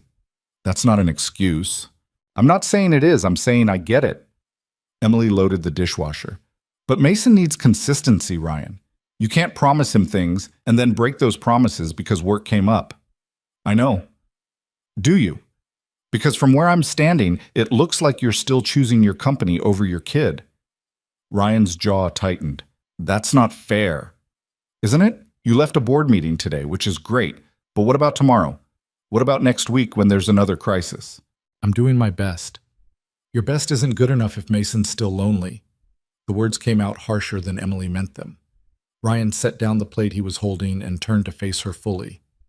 What do you want me to do, Emily? Quit? Walk away from the company I built? I want you to figure out what actually matters. Because right now you're trying to have everything, and your kid is paying the price. You don't understand the pressure I'm under. The board, the investors, the thousands of employees depending on... I understand that your son ran away today to find someone who makes him feel less alone. That's what I understand. They stood there in her tiny kitchen, the tension thick enough to cut. From the living room, they could hear the kids laughing at something on TV. Finally, Ryan said, "You're right about all of it. I just don't know how to fix it. Start by keeping your promises. Even the small ones. Especially the small ones." Okay. He nodded slowly. Okay. Ryan left with Mason around 8:30. At the door, Mason hugged Emily tight and whispered, "Thank you for letting me stay." "Anytime, sweetheart. But next time, make sure your dad knows where you are, okay?" "Okay." After they left, Sophie climbed into Emily's lap on the futon. "Mommy, is Mason sad?" "A little bit, baby. He misses his daddy." "But his daddy's right there." "Sometimes people can be right there and still feel far away." Sophie thought about this, her little face serious, like how Emma's daddy is somewhere, but we don't know where. Emily's chest tightened. "Yeah, kind of like that." "I'm glad we have you, Mommy. You're never far away." Emily held her daughter close and tried not to cry. "I'll always be right here, baby. Always." The next day at work, the gossip was worse than Emily had anticipated. By lunch, half the office had heard some version of what happened. Most of the stories were wildly inaccurate. Carol cornered Emily in the break room. "So it's true? Ryan Whitmore's son ran away to find you?" "He came to see Sophie. They're friends." "Right, friends." Carol's smile was poisonous. "Must be nice having the CEO's kid so attached to you. Job security at its finest." "What's that supposed to mean?" "Just that it's convenient. You struggling single mother, him lonely widower, kids who conveniently get along. It's like a Hallmark movie. Except in real life, there's usually an angle." Emily set down her coffee carefully. "You think I'm using a 6-year-old child to secure my job? I think you're smarter than you look, and I think Ryan Whitmore is lonely enough to fall for just about anything that makes him feel needed." Emily should have walked away, should have been the bigger person. Instead, she said, "You're jealous." "Excuse me? You've been here for what, 3 years? Working your way up, playing the game, doing everything right. And then I show up with my messy life, and somehow I matter to the person you've been trying to impress. That's what this is really about." Carol's face flushed red. "You have no idea what you're talking about. Don't I? You want Ryan to notice you, to see you as more than just another employee, but he doesn't. And instead of dealing with that, you're taking it out on me. At least I'm not sleeping my way to the top." The break room went silent. 3 other employees were suddenly very interested in their lunches. Emily grabbed her coffee and walked out before she said something she'd regret. Her hands were shaking. She made it back to her desk and buried herself in work, ignoring the whispers around her. At 3 o'clock, Patricia called her extension. "Emily, Mr. Whitmore would like to see you." "About what?" "He didn't say. Can you come up?" Emily took the elevator to the 37th floor, her stomach in knots. This was it. Carol had probably gone straight to HR with some fabricated complaint. Emily was going to get fired for causing drama. But when she entered Ryan's office, he wasn't alone. There was a woman there, late 50s, sharp suit, the kind of person who looked like she ate corporate lawyers for breakfast. "Emily, this is Diane Martinez. She's on the board of directors." Emily's blood went cold. "Hello?" "Ms. Carter." Diane's smile didn't reach her eyes. "I understand you've become quite close with Ryan and his son." "Mason and my daughter are friends." "Yes, I've heard. I've also heard that Mason showed up at your home unannounced yesterday, that you're frequently at Ryan's residence, that there's been quite a bit of speculation about the nature of your relationship." Emily looked at Ryan. He was standing by the window, his expression unreadable. "I'm not sure what you're implying," Emily said carefully. "I'm not implying anything. I'm stating facts. The optics of this situation are problematic. Ryan is the CEO of a publicly traded company. His personal life reflects on Whitmore Technologies. And right now, the story circulating is that he's involved with an employee who received preferential treatment in hiring. I'm not involved with Ryan, and I was qualified for my position. I'm sure you were, but perception matters. And the perception is that you're using your children to manipulate a lonely widower. That's not what's happening. Again, it doesn't matter what's actually happening. It matters what people think is happening." Diane folded her hands on her lap. "I'm going to be direct, Ms. Carter. The board is concerned. We've worked very hard to rebuild Whitmore Technologies' reputation after Sarah's death. Ryan was a mess for nearly 2 years. He's finally stable again, focused on the company. We can't have another scandal." "There's no scandal. We're friends. Our kids are friends. That's all. Then it should be easy for you to step back. Stop the home visits. Keep your interactions professional." Emily felt like she'd been slapped. "You're asking me to stay away from them. I'm asking you to consider what's best for everyone involved, including your own career." The threat was clear. Emily looked at Ryan again. He was staring out the window, his jaw tight, saying nothing. "Ryan?" Emily's voice came out smaller than she wanted. "You're just going to let her say this?" Finally, he turned. "Diane has some valid concerns." "Valid concerns? She's telling me to stay away from your son. She's telling us to be more careful about appearances, which is probably smart." Emily couldn't believe what she was hearing. "So what, we just stop? Mason and Sophie can't be friends anymore because some board members are worried about optics? We don't have to stop. We just need to be more discreet." "Discreet? Like I'm something shameful. Like helping your kid makes me a liability." "That's not what I'm saying." "Then what are you saying, Ryan?" Diane stood up. "I think I'll give you two a moment to discuss this privately. Emily, I hope you understand that this isn't personal. We're all just trying to protect the company." She left. The door clicked shut. Emily and Ryan stood in his enormous office, the silence heavy between them. "You agree with her," Emily said, "about me being a problem. I think she makes some good points about perception. So I'm a PR issue now. That's what this is." Emily, "No, I get it. I really do. You're a billionaire. I'm nobody. The fact that we're even in each other's lives is weird. Of course people are going to talk. Of course your board is going to have opinions. It's not about you being nobody." "Then what is it about? Because from where I'm standing, it looks like you're choosing your company over your kid. Again." Ryan's face hardened. "That's not fair." "Isn't it? Mason ran away yesterday because he's lonely, because you keep promising things, and then work gets in the way. And now, instead of fighting for what makes him happy, you're listening to some board member tell you that his friendship with Sophie is a liability." "I have responsibilities." "We all have responsibilities, Ryan. The difference is that mine don't come with a board of directors telling me which people are acceptable to care about." "You're twisting this, am I? Because it sounds like Diane just told you to choose between your reputation and your son's happiness. And you're actually considering it." Ryan slammed his hand on the desk, making Emily jump. "What do you want from me? You want me to quit? Walk away from everything I've built? Tell the board to go to hell and damn the consequences? I want you to fight for the people who matter. I want you to tell Diane Martinez that your son's well-being is more important than optics. I want you to actually choose Mason for once, instead of hiding behind excuses about responsibility. You don't get to judge my parenting when you're a mess yourself." The words hung in the air, ugly and cruel. Emily felt like she'd been punched. "Excuse me?" Ryan's face immediately filled with regret. "I didn't mean that." "No, say it. Say what you really think. I'm a mess, right? Single mother, 2 kids, 2 different fathers who both abandoned us. Living in a crappy apartment, taking the bus, barely scraping by. That's what you think, isn't it?" "Emily, I'm sorry. You let me into your life because I made you feel better about yourself. The rich guy helping the poor, struggling woman. But the second it gets complicated, the second it threatens your precious reputation, you throw me away. That's not what's happening."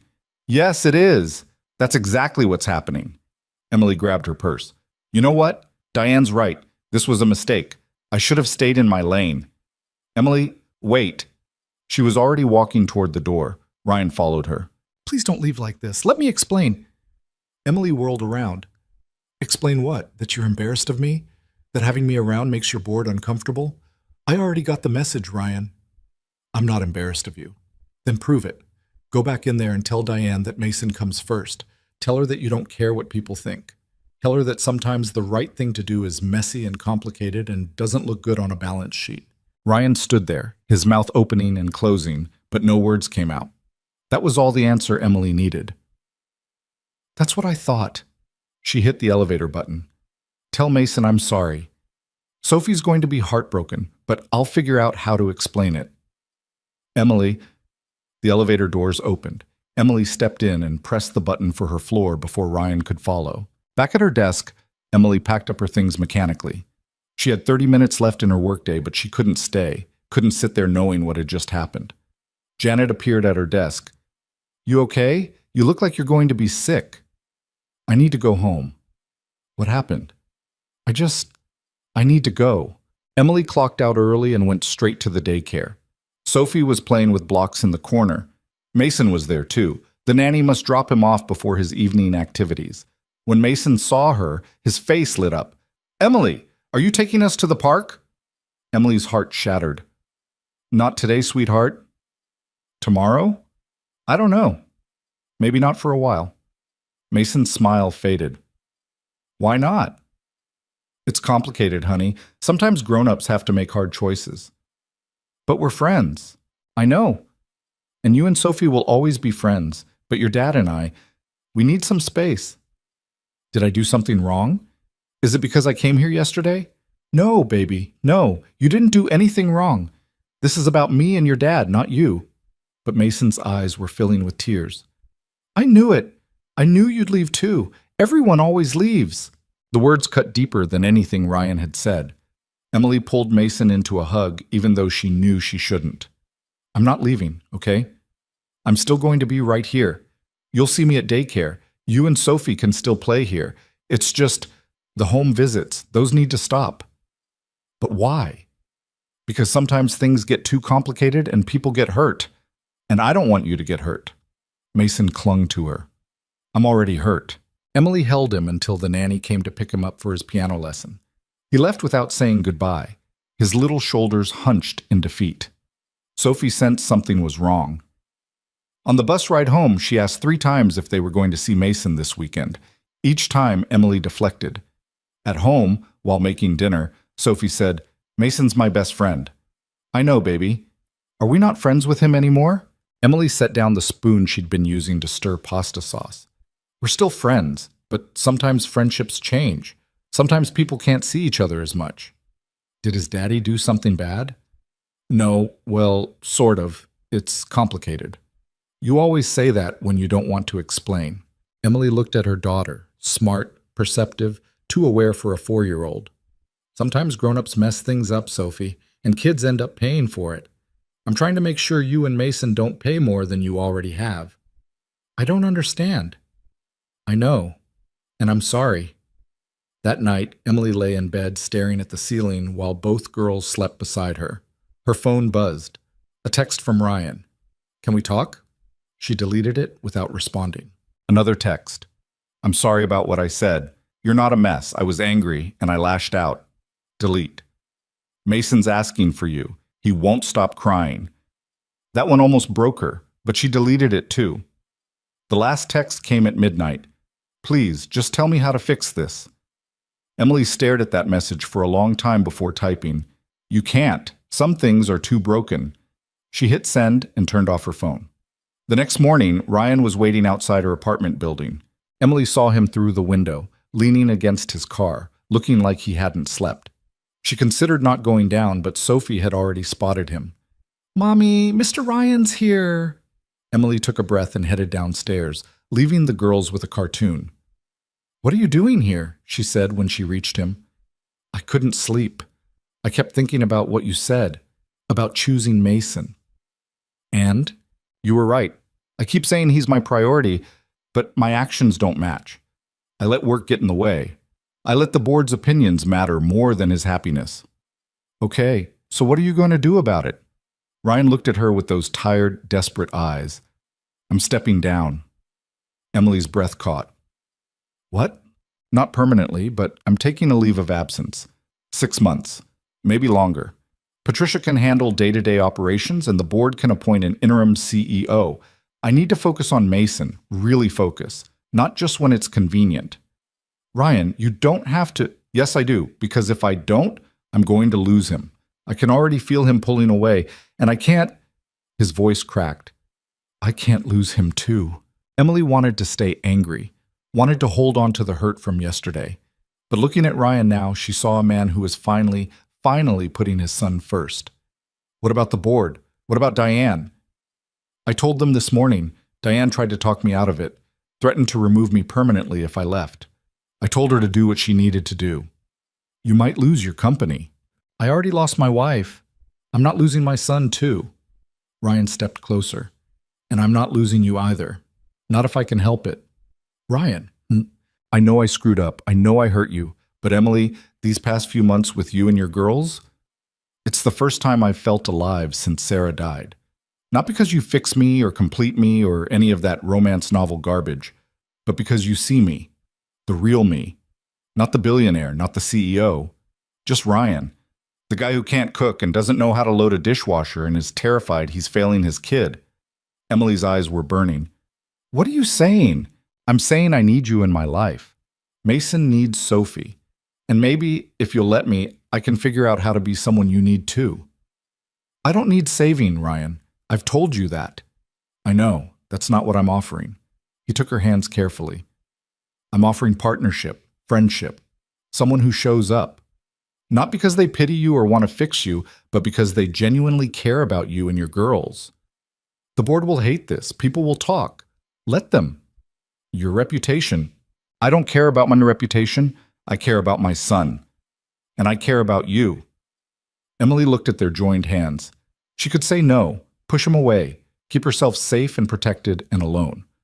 Or she could take a chance on something terrifying and messy and real. If we do this, she said slowly, we do it right. No more hiding. No more worrying about optics. We're honest about what this is. What is it? I don't know yet, but I know it matters. To both of us. Ryan smiled, a real smile, the first genuine one she'd seen from him. That's enough for me. And you're really stepping down? Already done. I have a meeting with the board this afternoon to make it official. Wanted to tell you first. You're insane. Probably. But I'm tired of being sane and miserable. Emily laughed despite herself. Okay, but we're taking this slow. One day at a time. One day at a time. She hesitated, then asked, Does Mason know about you stepping down? Not yet. I wanted to talk to you first. Make sure you were still willing to be part of his life. Our lives. Of course I am. I couldn't stay away if I tried. Sophie would never forgive me. Just Sophie? Emily met his eyes. No, not just Sophie. They stood there on the sidewalk, neither quite sure what happened next. Then Sophie's voice came from the window above. Mommy, is Mr. Ryan coming up? Ryan looked up at her, then back at Emily. Can I come up? Yeah, come on. They climbed the 3 flights together. When they reached the apartment, Mason was there too. Apparently he'd convinced his driver to bring him over the moment he saw his dad's car. Dad! Mason ran to Ryan. Are you and Emily friends again? Ryan crouched down. We are. And buddy, I need to tell you something. I'm going to be home a lot more. Like, every day. We're going to cook dinner together and go to the park and do all the stuff I kept promising. Really, I'm taking time off from work to be with you. Mason threw his arms around his father's neck. Can Sophie and Emily come over whenever we want? Ryan looked at Emily over his son's head. If they want to, then yes. Whenever they want. Sophie was already pulling Mason toward her corner of the room to show him her new drawings. Emma was making grabby hands at Ryan from her bouncer. She wants you to pick her up, Emily said. I don't really know how. You'll figure it out. Ryan picked up Emma carefully, like she was made of glass. She immediately grabbed his nose and squealed with delight. Emily watched this man who'd had everything and lost it and was slowly, messily building something new, and felt something shift inside her chest. It wasn't love. Not yet. But it was the beginning of something that might become love, given time. And for now, that was enough. Ryan's first week of leave was a disaster. He woke up Monday morning with no meetings to attend, no emails demanding immediate attention, no reason to put on a suit. Mason was already awake, standing by the bed, staring at him like he'd sprouted a second head. "Why are you still here?" Mason asked. "I told you, buddy, I'm home now. We're going to spend time together." "But it's Monday. You're always gone on Monday." "Not anymore." Mason's face cycled through confusion, suspicion, and finally cautious hope. "What are we going to do?" Ryan had no idea. "What do you want to do?" "I don't know. What do you want to do?" They stared at each other, two people who lived in the same house but had become strangers. Finally, Ryan said, "How about breakfast? We could make pancakes." "You don't know how to make pancakes." "Then you can teach me." They went downstairs. The kitchen felt enormous and intimidating without Mrs. Chen there preparing everything. Ryan found a box of pancake mix in the pantry and read the instructions 3 times. "It says we need eggs and milk," he told Mason. "I know. I can crack eggs. Emily taught me." Something in Ryan's chest loosened at the casual way Mason said Emily's name, like she was part of their lives now, woven into the everyday moments. Mason cracked 4 eggs into a bowl, getting shell in 2 of them. Ryan fished the shells out while his son poured milk, spilling half of it on the counter. They mixed it together, the batter lumpy and too thick. "I think we messed it up," Mason said. "Probably, but let's cook it anyway." The first pancake burned. The second one was raw in the middle. The third one almost worked, except it was shaped like a blob instead of a circle. By the 4th attempt, they had something resembling an actual pancake. Mason took a bite and made a face. "It's kind of bad." "Yeah, it really is." "Can we have cereal instead?" "Absolutely." They ate cereal at the kitchen island, the failed pancakes piled on a plate between them, like evidence of their incompetence. Mason kept sneaking glances at his father like he expected Ryan to disappear. "I'm really staying," Ryan said. "I know it's weird, but I'm here." "For how long?" "As long as you need me to be." "What if I need you forever?" Ryan's throat went tight. "Then forever it is." That afternoon, Ryan texted Emily. "I burned pancakes and my son thinks I'm an alien. This is harder than running a company." She responded, "Welcome to parenting. At least the pancakes can't fire you." "Can I call you?" "I'm at work." "Tonight then?" "Okay." When Emily called that evening, Ryan was sitting in Mason's room while his son did homework. The math problems were first grade level, but they'd been arguing about them for 20 minutes. "He won't show his work," Ryan said into the phone, moving to the hallway. "He just writes down answers." "Does he get them right?" "That's not the point. The teacher wants to see the process." "Then help him write it down." "I tried. He said it's stupid because he already knows the answer." Emily laughed. "He's not wrong, but yeah, he still has to do it. Want me to talk to him?" "Would you?" Ryan handed the phone to Mason. 5 minutes later, his son was showing his work on every problem without complaint. "What did she say to you?" Ryan asked after hanging up. "That sometimes we have to do stupid stuff to make teachers happy, and that if I finish my homework fast, maybe she'll bring Sophie over tomorrow after work." "That's manipulation."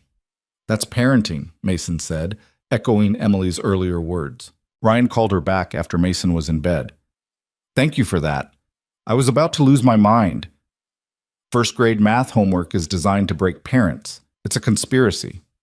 "How do you do this every day? Work and kids and homework and just all of it?" "I don't have a choice. You do it because you have to." "I chose to do this. Took a leave of absence so I could be present, and I'm already failing." "You're not failing. You made terrible pancakes on your first day." "That's not failure. That's learning." Ryan walked to the window of his study, looking out over the dark grounds. "The board officially voted me out today. Diane called to tell me personally. They're appointing Gerald Hutchins as interim CEO. He's probably going to run the company into the ground." "Are you okay?" "I don't know. I thought I'd be angrier, but mostly I just feel relieved. Is that crazy?" "No. It means you made the right choice." "Did I?" "Because I just gave up the company I spent 10 years building for a life I don't know how to live." You gave up a job for your son. That's not the same thing. Isn't it, though? The company was everything after Sarah died. It was the only thing that made sense. Emily was quiet for a moment. Can I tell you something? Yeah. When Sophie's father left, I thought my life was over. Not in a dramatic way, just practically. I didn't know how to be a single mother. Didn't know how to pay bills on my own or make decisions without someone else weighing in. The first month I called him 17 times, just hoping he'd answer, hoping he'd changed his mind. Did he ever answer? Once. He told me I was being pathetic and to stop calling, so I did. I'm sorry. Don't be. Because here's the thing. Those first few months were hell. I cried every night after Sophie went to sleep, ate ramen for dinner because I couldn't afford anything else, wore the same 3 outfits to job interviews because that's all I had. Emily, but then something shifted. I stopped waiting for him to save me. Stopped thinking about who I used to be when I had a partner. I figured out who I was alone. And you know what? That person was stronger than I thought. What's your point? My point is that you're going to feel lost for a while. That's normal. You're not the billionaire CEO anymore. You're just Ryan, dad, guy who burns pancakes. But that person is going to be better for Mason than any version of you that had it all figured out. Ryan pressed his forehead against the cool glass. How are you so smart about this? I'm not smart. I've just been broke and desperate longer than you have. He laughed despite himself. Can I ask you something personal? More personal than what we've already shared?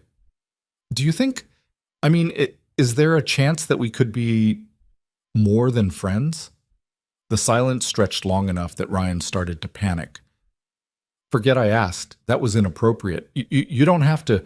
I think about it, Emily said quietly, about what it would be like if we were together, really together. And it terrifies me, because what if it doesn't work? What if we try and fail, and then Mason and Sophie lose each other? I can't do that to them. What if it does work? That scares me even more, because I'd have to let you in, really let you in, and the last 2 men I did that with left me alone with babies and debt. I'm not them. I know you're not, but my brain doesn't always believe what my heart knows. Ryan wanted to argue, to make promises he wasn't sure he could keep. Instead he said, okay, we stay friends. For now, until you're ready to trust that I'm not going anywhere. And if I'm never ready, then we stay friends forever. And I'll spend the rest of my life proving you wrong. Emily laughed, soft and sad. You're very stubborn. You have no idea. They talked for another hour about nothing important.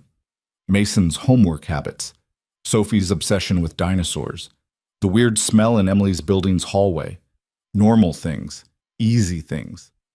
When they finally hung up, Ryan felt lighter than he had in days. The next afternoon, Emily brought the girls over after work like she'd promised. Mason had been counting down the hours, checking the clock every 10 minutes. Sophie burst through the door with her usual tornado energy. Mason, I brought Mr. Chompers and Mrs. Chompers. They got married. Dinosaurs can get married? My dinosaurs can do whatever they want. The kids disappeared into the playroom while Emily followed Ryan to the kitchen. He'd attempted to make dinner, chicken and rice, from a recipe he'd found online. It was edible, barely.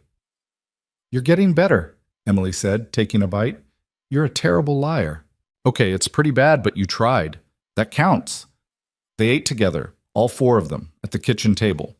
Emma was in a high chair, throwing rice on the floor with systematic precision. It was messy and chaotic and felt right. After dinner, while the kids played, Emily helped Ryan clean up.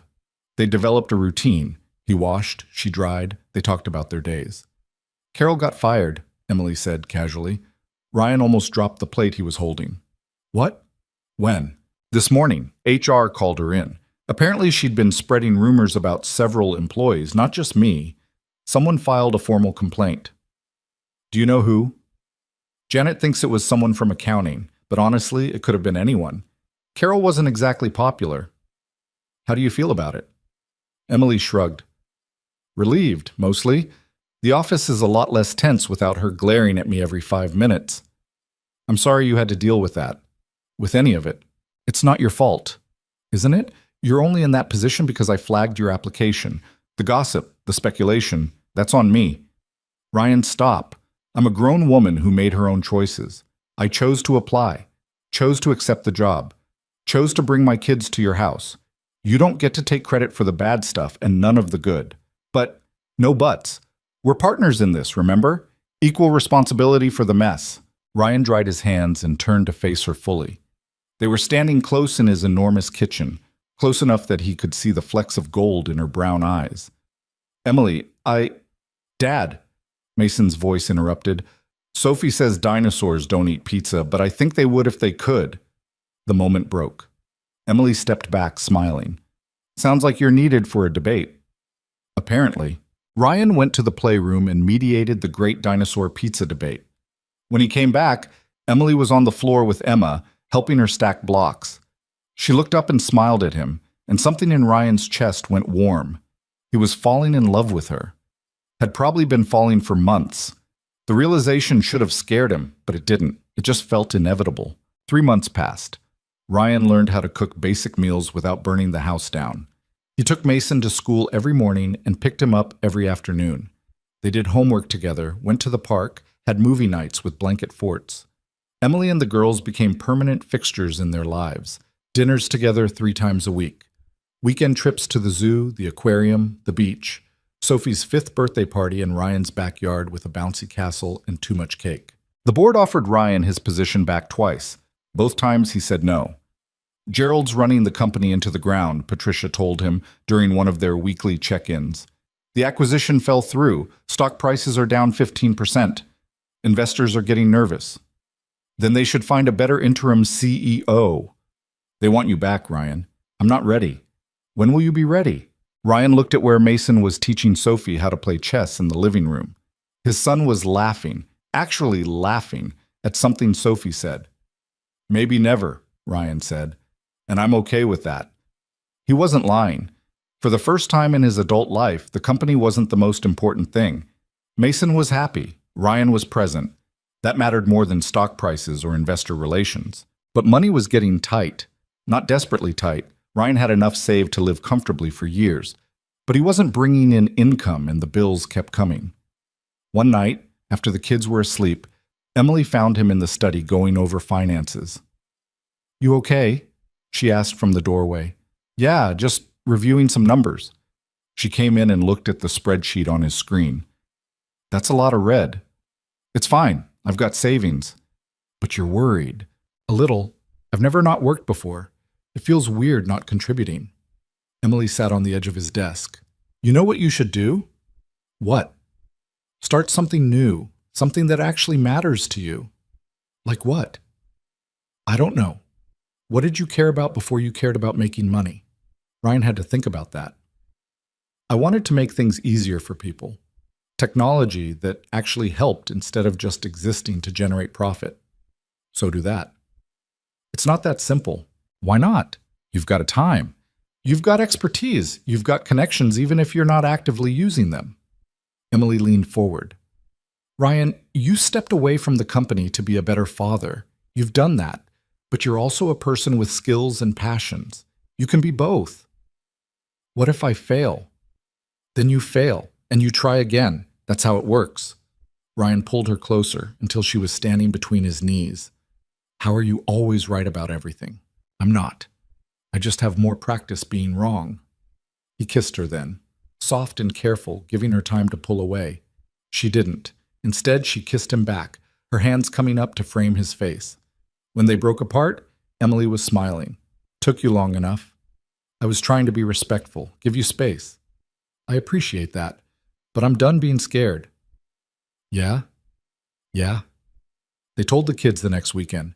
Mason and Sophie were playing with Emma when Ryan and Emily called them over. We need to talk to you about something, Emily started. Sophie's eyes went wide. Are you getting married? What?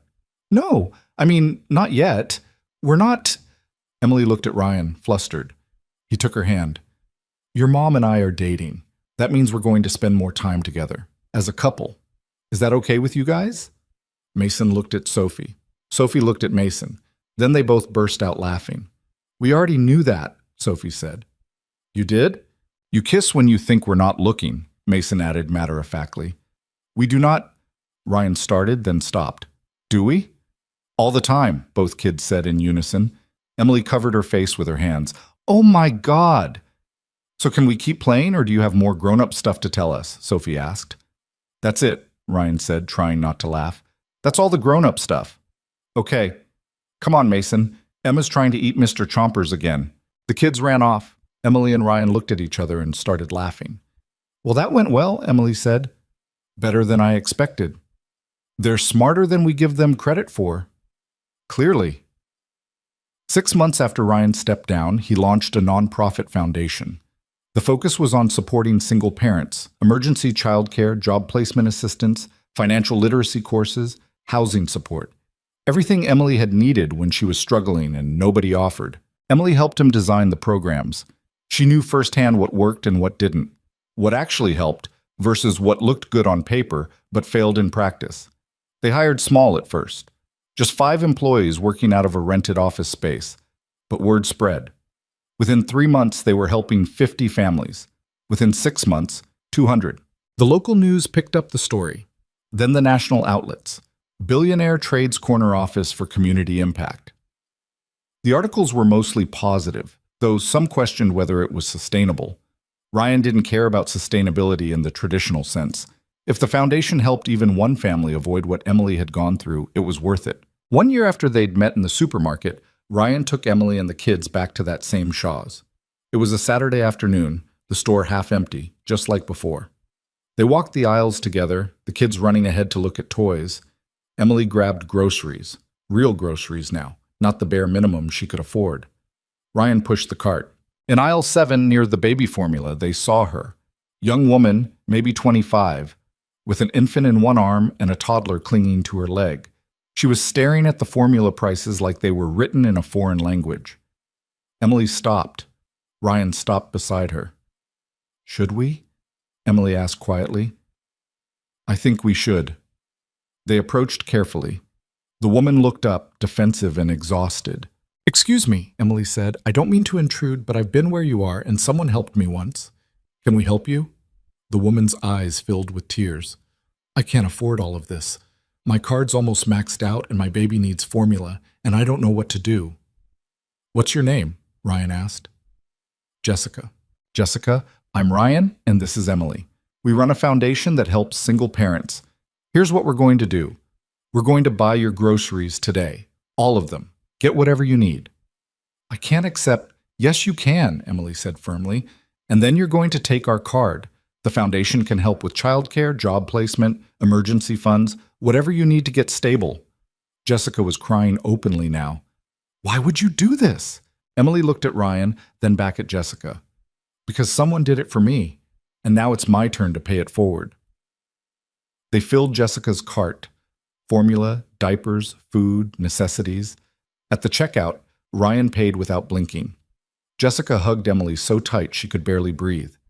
Thank you, Jessica whispered. You have no idea what this means. I do, Emily said. I really do. They watched Jessica leave, her toddler waving goodbye to Sophie and Mason. The kids waved back, then went to look at a display of candy. You know what the crazy part is? Emily said, leaning against Ryan's shoulder. What? If you'd never been in this exact store on that exact night, none of this would have happened. You wouldn't have met us, wouldn't have stepped down. The foundation wouldn't exist. Jessica wouldn't have help. Butterfly effect. More than that. It's proof that one moment of kindness can change everything. You changed my life that night, and now we're changing other people's lives. It just keeps rippling out. Ryan kissed the top of her head. Best grocery run I ever made. Even though you burned those first pancakes? Especially because I burned those pancakes. Mason and Sophie ran back over, Emma toddling between them, holding both their hands. Can we get ice cream on the way home? Sophie asked. Please, Mason added. Ryan looked at Emily. She shrugged. Why not? We're celebrating. Celebrating what? Mason wanted to know. 1 year of being a family, Emily said. We're a family? Sophie's face lit up. Yeah, baby, we are. The kids cheered and ran toward the exit. Ryan and Emily followed more slowly, Emma between them, holding both their hands. I love you, Ryan said as they walked. I should have said it sooner, but I love you. Emily squeezed his hand. I love you too, even though you're terrible at making pancakes. I've gotten better. You really haven't. Lie to me. Your pancakes are the best I've ever had, Emily said in the most unconvincing voice possible. Ryan laughed, and it occurred to him that he'd been laughing a lot lately. That the weight he'd been carrying since Sarah's death had finally, slowly, lifted. He wasn't the same person he'd been in that supermarket a year ago. That Ryan had been lost, broken, going through the motions of life without really living it. This Ryan knew how to make terrible pancakes with his son, knew how to help a struggling mother without making her feel small, knew how to love someone messy and complicated and real. This Ryan was better. They got ice cream, made a mess in Ryan's car, went home and watched a movie with all the kids piled on the couch. Emily fell asleep during the second act, her head on Ryan's shoulder. Emma sprawled across her lap. Ryan looked at his living room, toys scattered everywhere, crayon marks on the walls he'd stopped trying to erase, the organized chaos of actual life happening, and felt something he hadn't felt in years. Complete. 2 years later, Ryan and Emily got married in the backyard of what had become their house. Small ceremony, close friends only.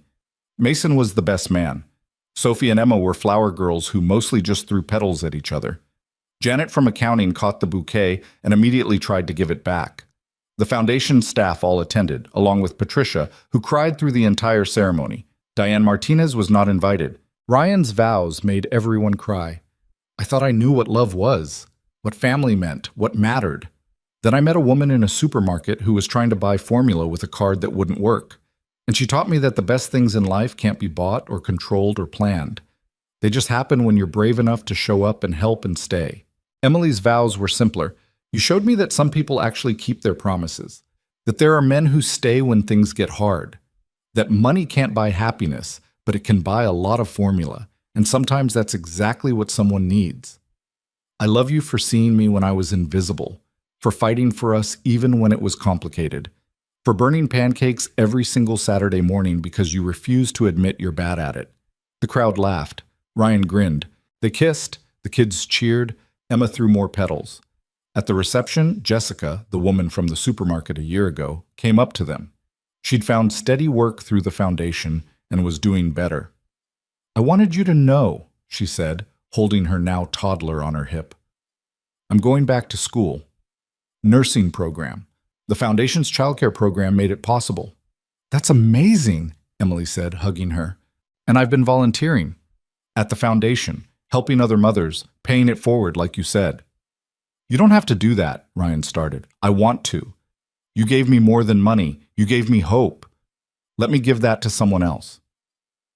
After she walked away, Emily turned to Ryan. You know what we're creating, right? Not just a foundation, a whole network of people helping people. It's going to be bigger than either of us. Good. That's exactly what it should be. Mason and Sophie ran up, covered in frosting from the cake they'd definitely eaten too much of. Can we go home yet? Mason asked. My stomach hurts. That's what happens when you eat half a cake, Ryan said. Sophie ate more than me. Did not. Did too. Emily and Ryan exchanged a look.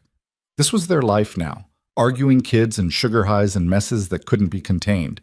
It was perfect. Late that night, after the guests left and the kids were finally asleep, Ryan and Emily stood in the backyard where they'd gotten married. The rental company had left up the lights, and they twinkled in the darkness. I keep thinking about that night, Emily said. The supermarket. How close I came to not being in that store at that exact time. My bus was running late. I almost went to a different store.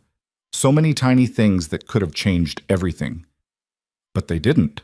No, they didn't. She leaned into him. You know what I think about most, though? What? That you didn't have to help me. You could have walked past like everyone else did. You were tired and grieving, and you had your own problems, but you stopped. I had to. Something about you, about seeing you struggling, I couldn't not help. That's the thing about kindness, Emily said softly. It costs so little, but it changes so much. You changed my life by paying for groceries. Now we're changing hundreds of lives, and those people will change others. It just keeps going. Ripples, Ryan said. Exactly, ripples. They stood there in the dark, lights twinkling overhead, and thought about all the lives connected to that one moment. The struggling mother in a supermarket, the lonely billionaire who stopped to help, the children who became friends, the foundation that grew from understanding what real need looked like, the ripples spreading outward, touching people they'd never meet, creating change they'd never see. That was the real inheritance, Ryan thought. Not the money or the company or the mansion, but the proof that showing up mattered, that seeing people mattered, that sometimes the bravest thing you could do was offer help to a stranger who had every reason not to trust you. Ready to go inside? Emily asked. Yeah, let's go home. Home. Not his house or her apartment or some combined version of their separate lives. Just home. Where their kids slept and their life together was waiting. They walked inside together, turning off lights as they went. Tomorrow they'd clean up the mess from the wedding. Tomorrow they'd start their lives as a married couple. Tomorrow there'd be burned pancakes and homework battles and a foundation to run. But tonight, they were just two people who'd found each other in the most unlikely place against all odds and built something real. And that was enough, more than enough. It was everything.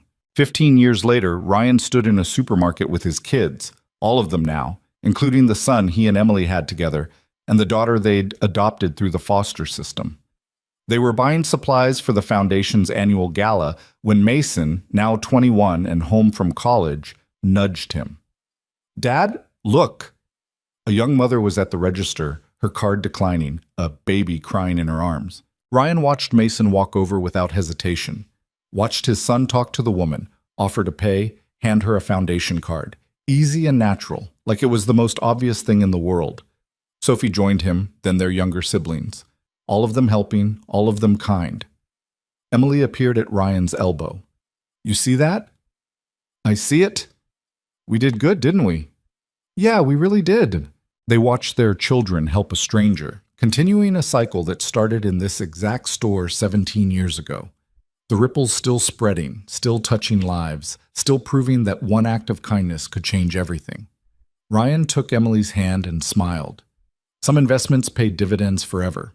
This one definitely had.